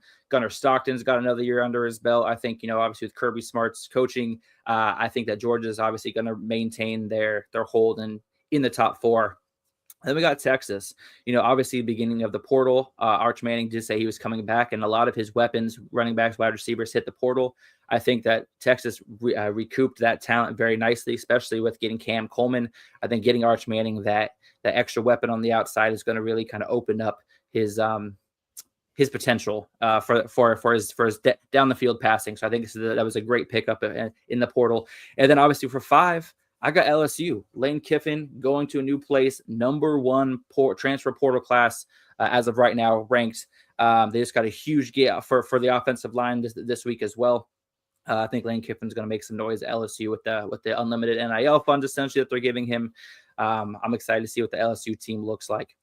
And then Miami, they're returning Mark Fletcher Jr. They're returning Malachi Toney. The only piece that they need to replace really is Carson Beck. And if what we're hearing is true, and this is, of course, with the assumption Darian Mensah signs with Miami in February once everything is kind of worked out in the courts, I think he's going to sign in Miami. I think that's going to be the best spot for him. And then Texas Tech, I still have them running the Big 12. Obviously, getting Brendan Sorsby, fantastic get for Texas Tech, especially after they were eliminated by the Ducks. It was obvious that the defense was their strength, and the offense, especially the quarterback position, needed to be upgraded. And I think Brendan Sorsby is going to be able to do that for them and push their offense to another level this season. On top of that, we got number 8, Oklahoma. I have Oklahoma there because I'm a huge fan of returning quarterbacks, and if you notice, every team before them, minus Texas Tech, has a guy coming back for another year. Dante Moore, Arch Manning, Gunnar Stockton, Julian Sayin, all returning quarterbacks, another year in the system. This will be John Mateer's second year in the Oklahoma system, and if he can avoid injury this season, Oklahoma is going to be a force to reckon with. Then we go to number 9, another Big Ten team. Bill, I had to include you. Last year, I did not have Michigan in my top 12, and that ended up being what happened. But this year, I like where Michigan's bringing to the table. I like that. I like their coach selection. He's already said that last year Bryce Underwood was not working with the regular quarterback coach from week to week, which is crazy to me. And I know they've already fixed that situation. So I expect Bryce Underwood to have a huge step forward this year and then to use him properly in that offense to get the most out of them. Number 10, Indiana. Strictly put them in there out of respect for Curt Cignetti and being national champions. I feel like they're losing a lot of pieces. I don't think they're going to be able to contend for a national championship next year, but their schedule is pretty their schedule does kind of work in their favor. They don't play Oregon next year. I think they do play Ohio State, but they don't play Michigan, if I'm not mistaken. Yep. So they kind of avoid. We play them. You do play them, okay? Yep. Well, they said they avoid Oregon, so they don't have all 3 of the big timers in their schedule. So a loss to Michigan or a loss to Ohio State would not ruin their season by any stretch of the imagination. Number 11, probably my surprise team here out of the ACC. I actually have a rematch of the ACC championship game, Miami and Syracuse, who I think is what the ACC championship game is going to be. Steve Angeli, fantastic kid at quarterback, coming back from an injury. He led the nation in the first 4 weeks of the season in passing yards. Syracuse was also 4-0, undefeated with him at quarterback. They lost the last 8 games without him. This next year, it's going to be the year of the Angeli. He plays Notre Dame. He's going to beat them. I'm excited for that game. I think it's week 3 or week 4. I'm excited for that matchup in Notre Dame. And then number 12, the Pac-12 is back, y'all. The Pac-12 is back, and Boise State is going to win the first annual conference championship of the Pac-12. And Boise State's going to be the at-large team that qualifies next year. Maddox Madsen is entering his third year in the offense. I think Boise State has the recipe. They have the fan base that travels very well. And I think their defense is going to hold up against the new Pac-12. I think Oregon State's coming on the way with their new coach. I think they're going to start building a new reputation for themselves, but I think it's a couple years down the road. So Boise State will be my pick for the at-large team. And that's kind of my playoffs. So that's kind of how I have it breaking down. What are you guys thinking? So, I mean, I could definitely see it playing out this way. I think ultimately Syracuse is, obviously one of the surprisers there, but I understand where you're coming from in the sense of, the ACC just being a little bit weaker there. But the only question I have for you is, I noticed I had Notre Dame as my 4th seed and ultimately getting the bye. You don't have them on your top 12 at all. What goes in your thinking with that Notre Dame bunch next year, and what do you see going so wrong for them that they don't make the top 12? Well, here's the thing. They obviously have a lot to prove next year, and they're going to be needing to win every single week because they don't know which team they could lose to that could be the one to push them out, kind of like Miami did this year. But this is kind of one of the reasons why I don't have a favorable outcome for Notre Dame is, one, they play at BYU. Currently, obviously, that team is going to be ranked next year. They play Miami again. They play SMU, and they play at Syracuse, which is going to be, like I said, a revenge game for Steve Angeli. I'm actually looking at the schedule for 2026 right now. That Syracuse game is going to be Saturday, November 28th. So the last game of the season will be against Syracuse and Steve Angeli. But the week before that, they have SMU coming to their place. 2 weeks before that, they have Miami. Then 3 weeks before that, they have BYU. The second half of Notre Dame's schedule is filled with potential landmines for Notre Dame. Just a couple of years ago, they lost to Northern Illinois when they were not expecting to. I'm seeing this Notre Dame team could have 2, possibly 3 losses next season and not even making the college football playoff. They're going to make all this stink to have the rules changed, and they're still not going to make it. And it's going to make me laugh so hard, and I'm going to love it. But that's why I don't have Notre Dame in there. I just think that their schedule is actually formidable next year, where they actually already have 3 preseason ranked opponents coming into town, or they're going to, and then they got that Syracuse game. And like I said, when you have a quarterback as scorned as Steve Angeli is going to be, he's going to take care of business against Notre Dame. So that's why I don't have them in my playoff. I hope you're right. I would love to see Notre Dame miss. I just don't think it's going to happen.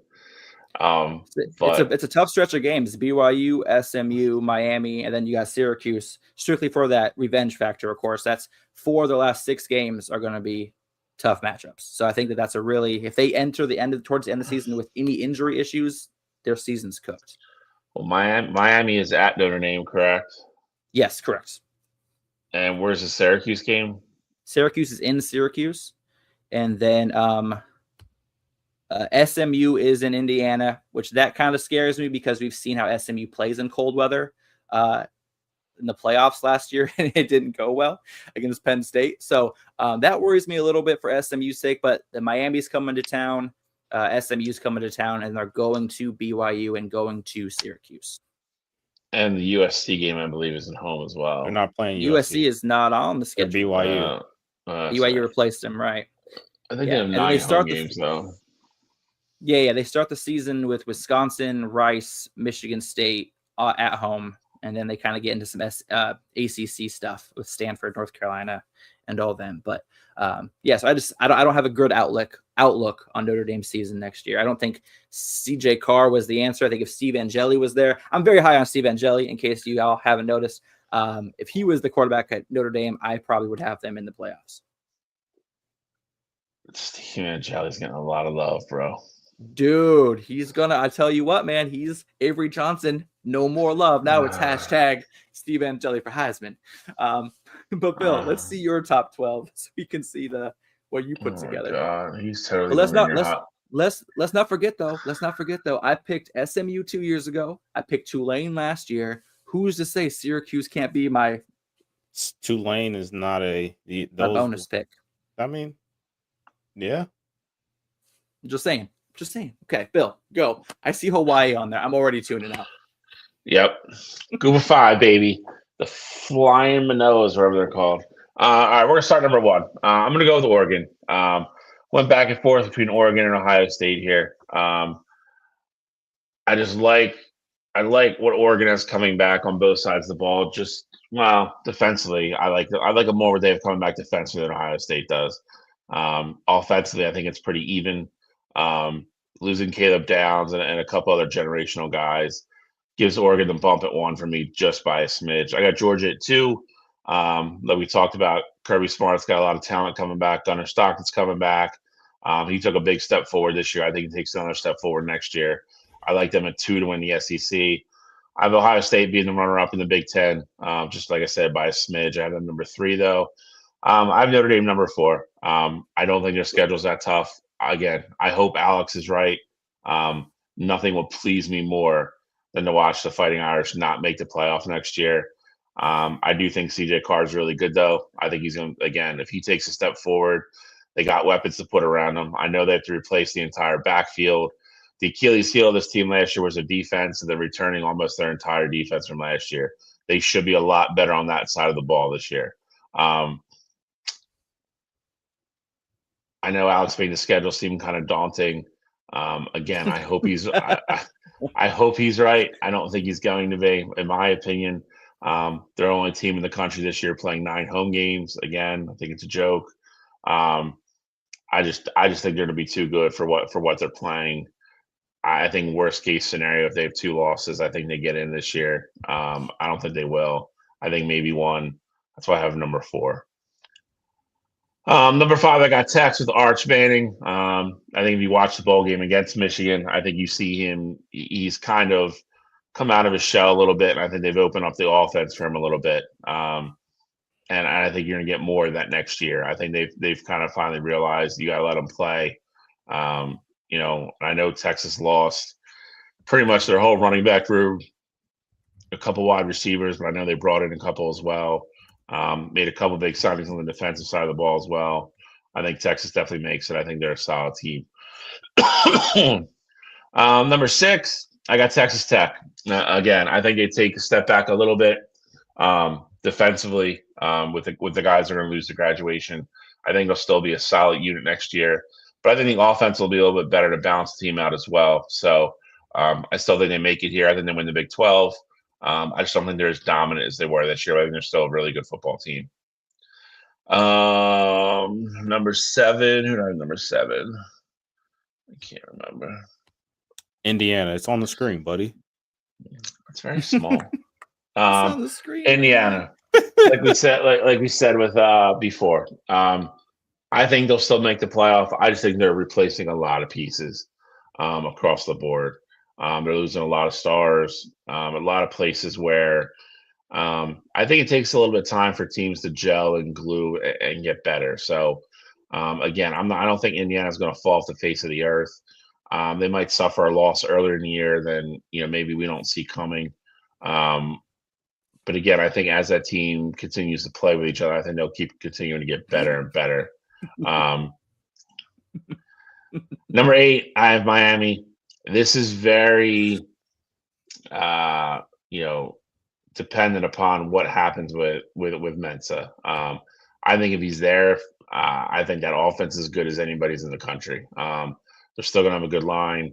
Mensa, Fletcher is an absolute horse at running back, and then Malachi Tony, like we said, is already a star. He would be the best wide receiver in the country if it wasn't for Jeremiah Smith. So if they don't get a quarterback, if Mensa doesn't end up going to Miami, then I think Miami has legit problems because their second and third string guys have already transferred out. They would be in a huge hole at that position. I don't even know what they do. So it is going to be very interesting to see what happens with that case, obviously. And if he ends up, being able to enroll at Miami and play, I think he makes them a very, very dynamic team if he does. If not, again, I think they're in a world of hurt. Number 9, I have Texas A&M. I think they rebound a little bit from last year and the sting of how the year end. to start the year undefeated. They got 10-0, I think, before they lost. And they lost 2 in a row to end their season. I think they rebound a little bit. I think Mike Elko will straighten things out offensively. I think everybody will take a little step forward. I don't think they start the year with quite the run they did this past year, but again, I think they're there at the end. I think they're a little bit more of a battle tested team this year, which I think will benefit them in the long run. 10-eye Michigan. What we kept, what we brought in, ultimately, this is very dependent upon what Bryce does. Alex brought up the report that Sharon Moore didn't even have him working with a quarterback coach, which I can't even get into it. But I think the way they're going to coach him, I think he takes a big step forward. If he does take a really big step forward, I think they have the chance to be a lot higher than 10. Defense will be very good again. Andrew Marsh is a star on the outside. They brought in French from Texas, give him a running mate finally.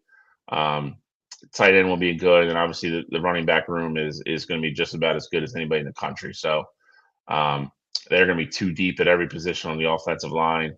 I like the building blocks of what they have. If Kyle Whittingham could put it all together, then I think Michigan has a chance to be very good next year. 11, I have LSU. Lane Kiffin again. I think he has too much talent to not get in. I think they'll sneak in. Sam Levitt was a huge get for him. I think he'll finally have a signal caller with all the weapons they have on the outside. The defense, I think, should be very good for LSU.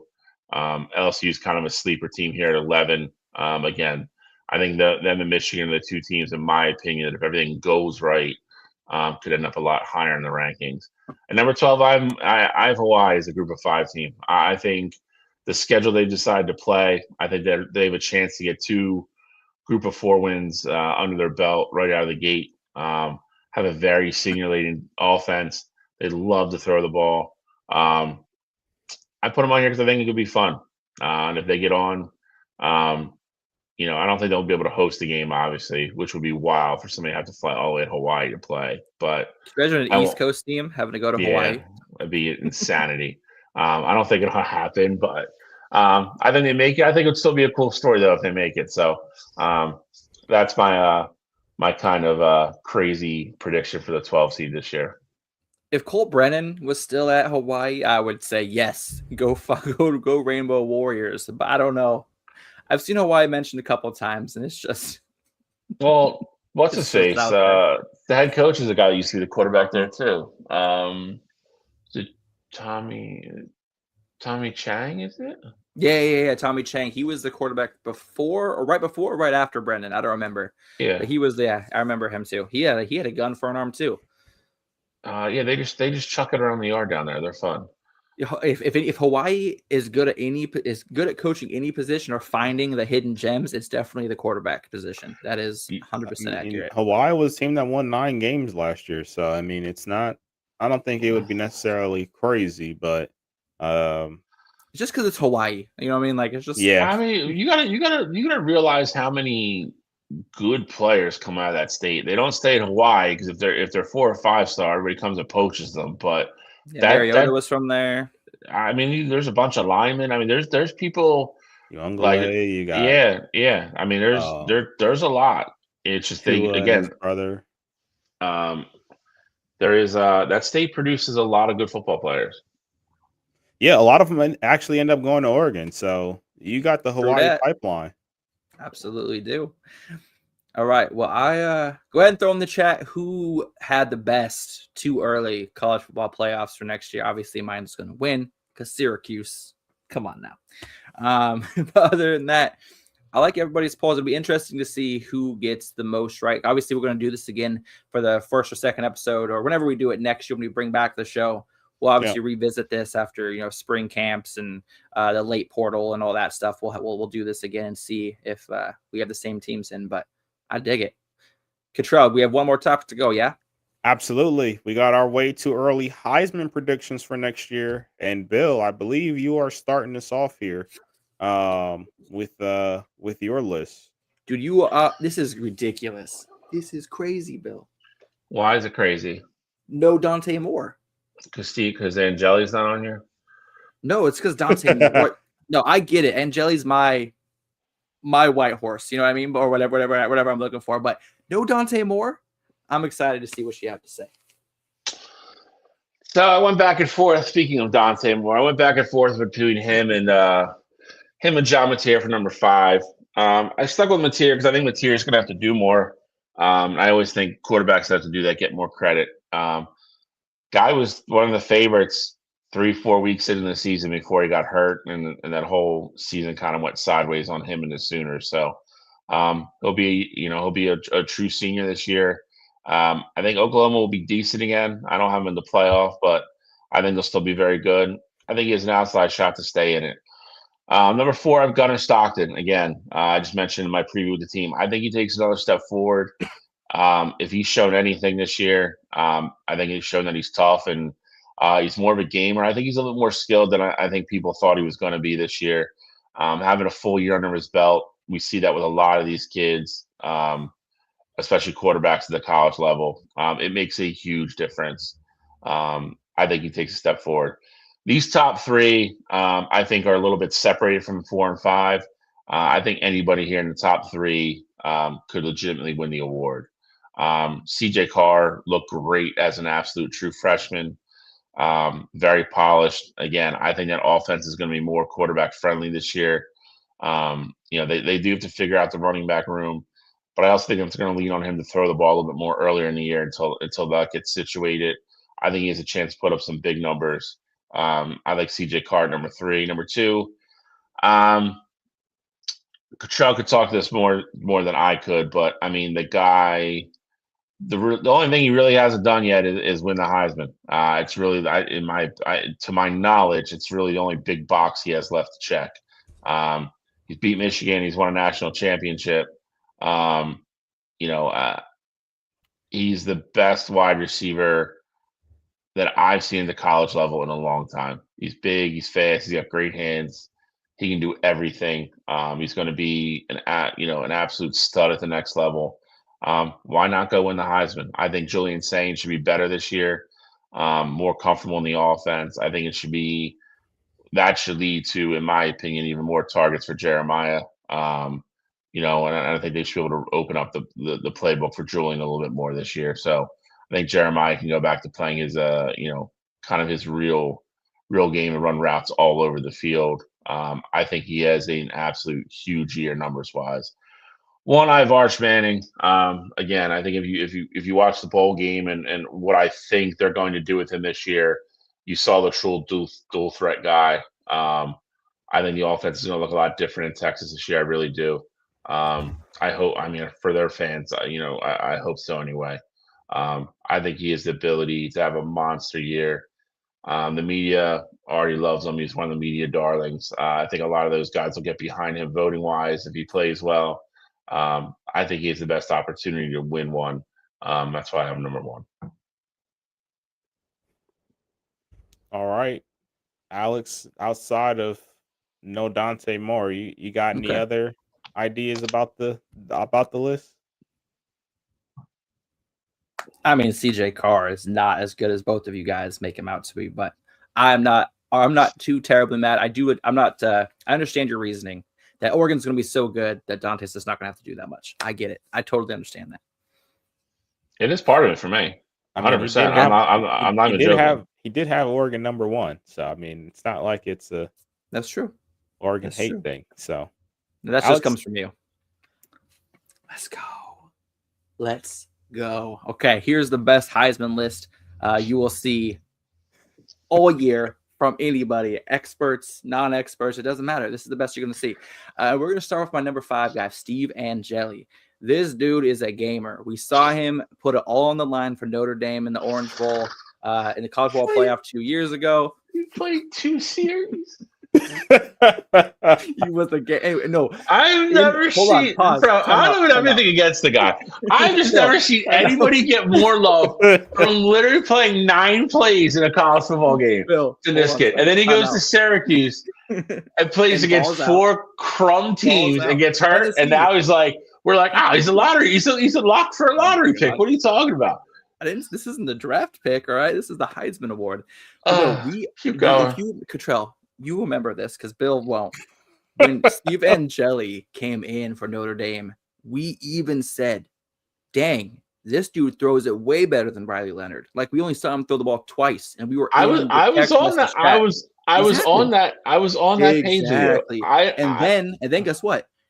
He transferred out, and we said Notre Dame is not going to look good next year. Notre Dame did not look great this year. Like, this dude went to Syracuse under Fran Brown, fantastic coach. I mean, they were 10-2. Yeah, Steve I mean, was I don't 4-0, undefeated. Okay, Steven is going to take the Syracuse This team. is insane. Look, you guys are making a joke of this, but I'm being dead I'm serious. not. Hey, yeah. Steve Angeli is a beast. He's coming back obviously from a torn Achilles or ACL. I always mix up the two. I think it was Achilles. He's going to be ready for spring practice. Last season, in his first 4 weeks of the season, led the country in passing yards. He has a great relationship with his wide receivers, his coaching staff. He's got another year under his belt. The entire time during the 0-8 stretch that Syracuse went without him, he was on the sideline coaching up the backup quarterbacks, learning the offense, talking to the offensive coordinator. He's going to come in this year with a mind that's clear and with focused on nothing but winning. And so keep an eye on Steve Angeli this year. He's going to be a Heisman finalist and invited to New York. Just remember, you heard it here first. Your boy's even laughing at you. That's fine. I didn't put Avery Johnson on the list. That's an improvement. Okay. You did that last year. How'd that go for you? There's some of the things like you like you make your reasons and they're just hilarious to me. They're so good though. My reasons are so good. You're like, I can't. You just said one. I can't remember what it was. It was just so funny. Now I forget it. How electric he was when he came in for Notre Dame in the Orange Bowl. Bro, knocked unconscious at the goal line. Yeah, listen, we all watched that game and he looked great, and we all agreed that like it was like a different dynamic. But it's like yes, and then he went to Syracuse and didn't lose a game, and showed no. He only played 4. I'm just saying, with what I've seen, that's enough for me. That this year they're going to have a tougher schedule. Syracuse, like I said, and if you look at my college football playoff bracket, I had Syracuse in there, I think, as the 8 or 9 seed. If Syracuse makes the college football playoff, as I predicted, it's going to be because Steve Angeli did it. So I had to put him in this list. All right. I'm not going to interrupt you. Keep going. I'm going to go look at their schedule. I had a different person as 5 before, and then I changed my mind. And that was Sam Levitt is who I had at that 5 position for LSU. And then I changed it up. So I was on the fence about him. But next up at number 4, I got John Mateer. Bill kind of said it all. He was a Heisman front runner with his legs and his arm at the beginning of the year before he got injured. After that, he's throwing and his yardage, his statistics kind of fell off a little bit as they tried to protect him, and they let their defense kind of help them win the game is more than their offense. But John Mateer is a generational guy. He showed out at Washington State. He showed out at Oklahoma. Brought him to the college football playoff. He's going to do the same next year. After that, you can't ignore Jeremiah Smith, my first overall pick in our fantasy draft last year. Dude is an absolute beast. The only reason I don't have him higher is because only 2 wide receivers, not including Travis Hunter, because he was the dual threat guy, even though defensive back and wide receiver. Only 2 guys since I've been born in 91, 2 wide receivers have won the Heisman. That's Desmond Howard in 91, the year I was born, and then Devontae Smith back in 2020. And for Devontae Smith to win, he had to have 117 receptions, almost 2,000 yards, and 23 touchdowns. I think Jeremiah Smith has an amazing year and breaks every Ohio State record. I don't think he has those kind of numbers, though. Just because Ohio State will dominate, they're not going to be up. They're not going to be needing to use him in the second half as much, so he won't have as good statistics. That's why I have him as my number 3. Obviously, Arch Manning, he was everyone's favorite last year. I feel like this year he's coming back with a full year under his belt. He started looking like one of the best quarterbacks in the country the last few weeks of the season. And now that he has a new weapon in Cam Coleman on the outside, I think we're going to see Arch Manning unlock that next level that we were all hoping he would have in him. Then number 1, the guy who probably should be the number 2 overall pick in the NFL draft this year decided to come back and run it back. Dante Manning. Cottrell, my man. Dante Manning, my guy. Dante Moore is who we're talking about, of course. But no, he's got all of his offensive weapons coming back next year, all of his wide receivers, Evan Stewart, DeCorian Moore, Jeremiah McClellan. We got Johnson as the tight end 1 next year. We also got the Penn State transfer. So like the offensive weapons are through the roof for Dante Moore. And it's really the only thing that would stop him from winning the Heisman Trophy next year is if Oregon is winning by so much he's not playing second halves. Because he's coming back on a revenge tour to win that national championship, to get it to the Heisman podium. And Oregon's not going to play with their food this year. They're going to put teams to sleep and put them to sleep early. So I think Dante Moore is going to be the favorite, and he's going to ultimately win the Heisman Trophy this year. And that's my list. Interesting. Bill, I know you've already said a bunch. Anything else you want to say though? No, I mean, other than Angeli, I don't mind anybody else on the list. But my reasoning is solid. If Syracuse is the number 8 seed in the college football playoff, it's going to be because of Angeli. So I had to make the list go with my prediction. So, I mean, I just looked at their schedule. I mean, that would mean for them to finish in the 8 hole. I mean, that would mean they would have to go to Notre Dame and win that game. So, which they will. I guess we'll see. I think it's. I don't know why you don't like CJ Carr, but Angeli's better. It's not like I don't like him. It's just that I know talent, and CJ Carr is not. Angeli's of the Avery Johnson tree. CJ Carr. No. Angeli is above Avery Johnson. Angeli kicked out Avery Johnson. He took for 3 years. I've been saying Avery Johnson for Heisman. False or fact? Yeah. Exactly. But this year, his senior year, when he has the most experience and should have the most going for him, I got rid of him, and now I'm talking about Steve Angeli. Okay, he's gonna bring Syracuse. If Angeli was that good, why wouldn't he have just beat CJ Carr out of camp for the job then? Because he didn't feel like he should have had to even compete for the job. He was so good, and I agree. He walked into Syracuse with, "Here's the keys, buddy. You can have the start. You can have the keys to the." That's like handing over the keys. No. That's like handing Camry. Yeah, exactly. That's like handing the keys of the Lambo back to Notre Dame. Be like, you can keep them, and I'm going to go drive my Toyota Corolla over here in Syracuse. Angeli saw the writing on the wall. He knew Notre Dame wasn't going to make the playoffs. He saw the lack of talent. He knew I got to go somewhere, and I want to tie my name. I'm going to hitch my horse to a trailer that's got some wheels on it, and that's the Syracuse Orangemen. I don't know if you've noticed the trend, but basketball schools are now becoming college football powerhouses. So Syracuse up next. Who are the ones before that? Indiana. And who was it before that? Duke. Indiana and North Carolina. Duke is still a basketball school by a mile. and North Carolina still sucks at football. And North Carolina still sucks at football. And Indiana hasn't been a good at basketball in a long ass time either. So you're right. But whose list do we have left to go, or is that everybody's? Mine is up next here, and I will preface this by saying Dante Moore is not on my list either here, but the reason for that, though, Deuce Knight's almost as bad as Angeli. Keep going. Oh my God! How dare you say Deuce Knight is as bad as Angeli? No one's as bad as Angeli. I said almost. The reason Dante Moore is not on my list is that I truly don't think he came back to school to put up crazy numbers. Like, I truly think he's just going to work on getting better, and he's not going to try and do anything crazy next year. I truly think his numbers are going to be there because of his receiving core, but I think he's going to be efficient, and he is going to not be playing in a lot of, blowouts towards the end of games there. So I ultimately think that, Dante Moore's production, like, you're going to see him probably sit around like 72, 73% completion percentage, which I think would be an incredible improvement for him.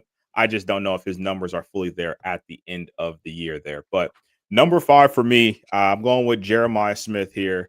You guys have already both said it. You had him in your top 3, both of you. And, I think Jeremiah is incredible here. I think he will have a ton of great numbers. But to Alex's point, receivers don't truly get a lot of love for Heisman there. So wanted to put him on the list here and just kind of have him included, but didn't want to put him too high here. Number 4 for me, you talk about Deuce Knight being just as bad as Angeli. Well, I look at it like this. Deuce Knight is a former 5-star kid who is going to the system where we saw Trinidad Chambliss have a ton of success. And Deuce Knight's only start last year, he put up over 600 yards of total offense there. Now, of course, is there a lot to to be seen from him? Absolutely. But the talent is 100% there. And when you compare him in the backfield with Kwan Lacey, who's going to make his job so easy, just with the threat that he is, I think Deuce Knight's going to be in for an absolutely incredible season. And being at Ole Miss and playing in the SEC will absolutely give him a push. So if you see Ole Miss going, 10-2 next year, 11-1, Deuce Knight's going to be a big time reason for that. And I think he's going to have his name in the Heisman discussion. Number 3 for me, I got Gunnar Stockton, quarterback of the Georgia Bulldogs there. Gunnar really impressed me last year. I had a lot of question marks for him coming into the season. And for me, he answered a ton of those, especially in the big time games. Seeing what he was able to do against Alabama, seeing what he was able to do early in the season against Tennessee, seeing what he was able to do, against Ole Miss. Like I truly respected the talent that he is. And I think his dual threat ability is perfect for, what a lot of, people on the Heisman committee are looking for. And I think Georgia's going to have another big time year this upcoming year. And that would put Gunnar Stockton in a really good place to potentially win the Heisman next year. Number 2, I got Arch Manning for a lot of the same reasons as you guys there, that think his dual threat ability, his ability to, have a ton of yards rushing. But also at the end of the year, it ultimately felt like he was starting to figure it out, throwing the ball through the air as well.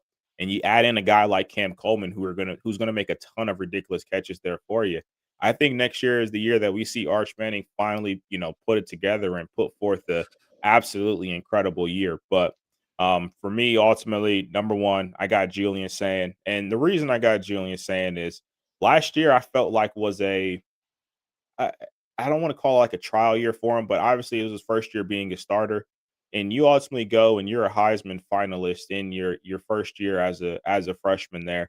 And I didn't even think he had that great of a year. I think he has ton of room to improve there, but you're going to be thrown to the best receiver in the country. You're still going to have a lot of your offensive linemen coming back, and it's quiet as it's kept. I like Bo Jackson as a true freshman at the running back position there, but Ohio State's running backs, that running back room isn't as great as it has been in a lot of years past. So I do think with the schedule that Ohio State has, Julian Sand's going to be asked to do a lot more this upcoming year, and I think he's going to be up for the task. So that's why I got Sand as my number 1 guy for Heisman.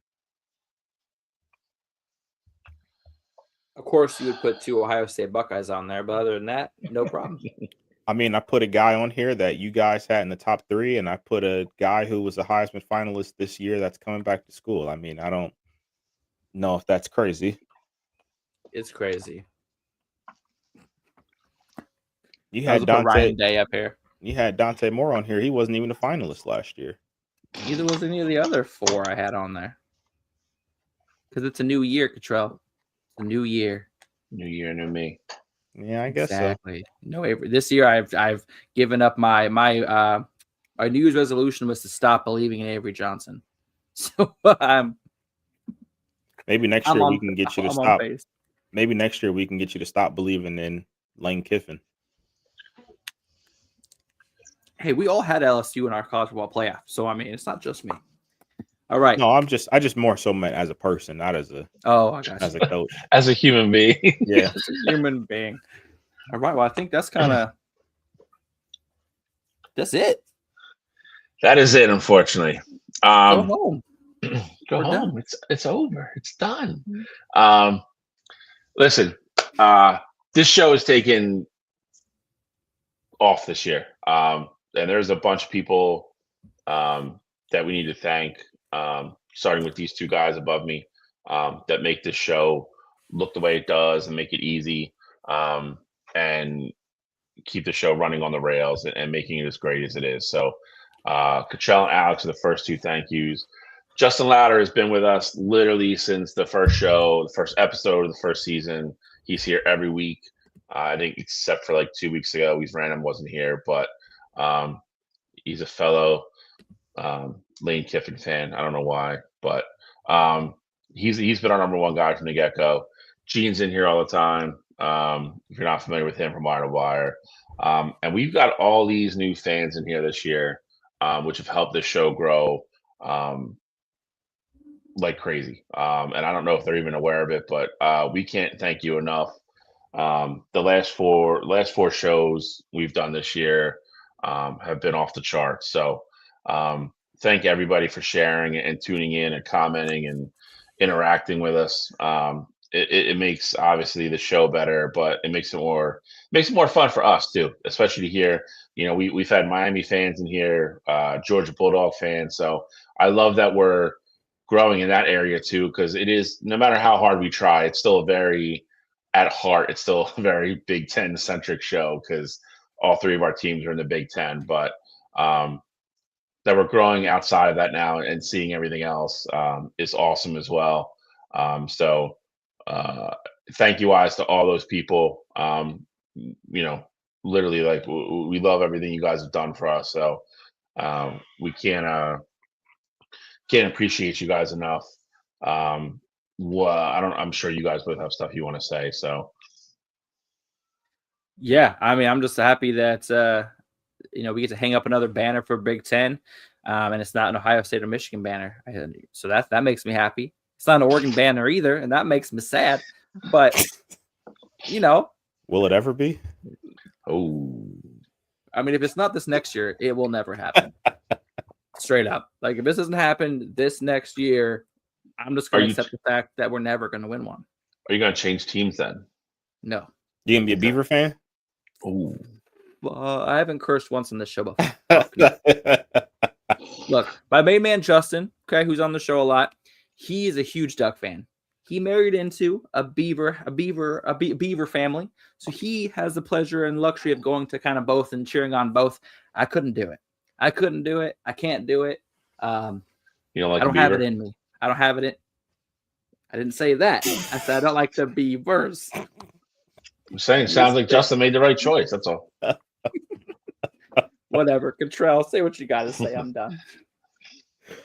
I mean, definitely appreciate the support, from everybody tuning into the show. Like Bill said, I mean, just kind of looking back at the numbers from the last 3, 4, 5 weeks have been absolutely incredible. So appreciate you guys for tuning in. But as far as what's really to come next here, I did want to just kind of throw out, me and Alex talking about before, I don't know the logistics of it or when we'd ultimately do it, but still want to do an award show for this past season. And I know we had a couple of fun topics as well there, like that we could potentially get into. So maybe not a 2-hour show, coming up here next Saturday or in the future, but maybe we can get together, do the award show, maybe an hour-long little special, and, just look back on the totality of this past season. And maybe if we have any news, do a little break in the huddle segment. If we have, some Darian Minson news in the next couple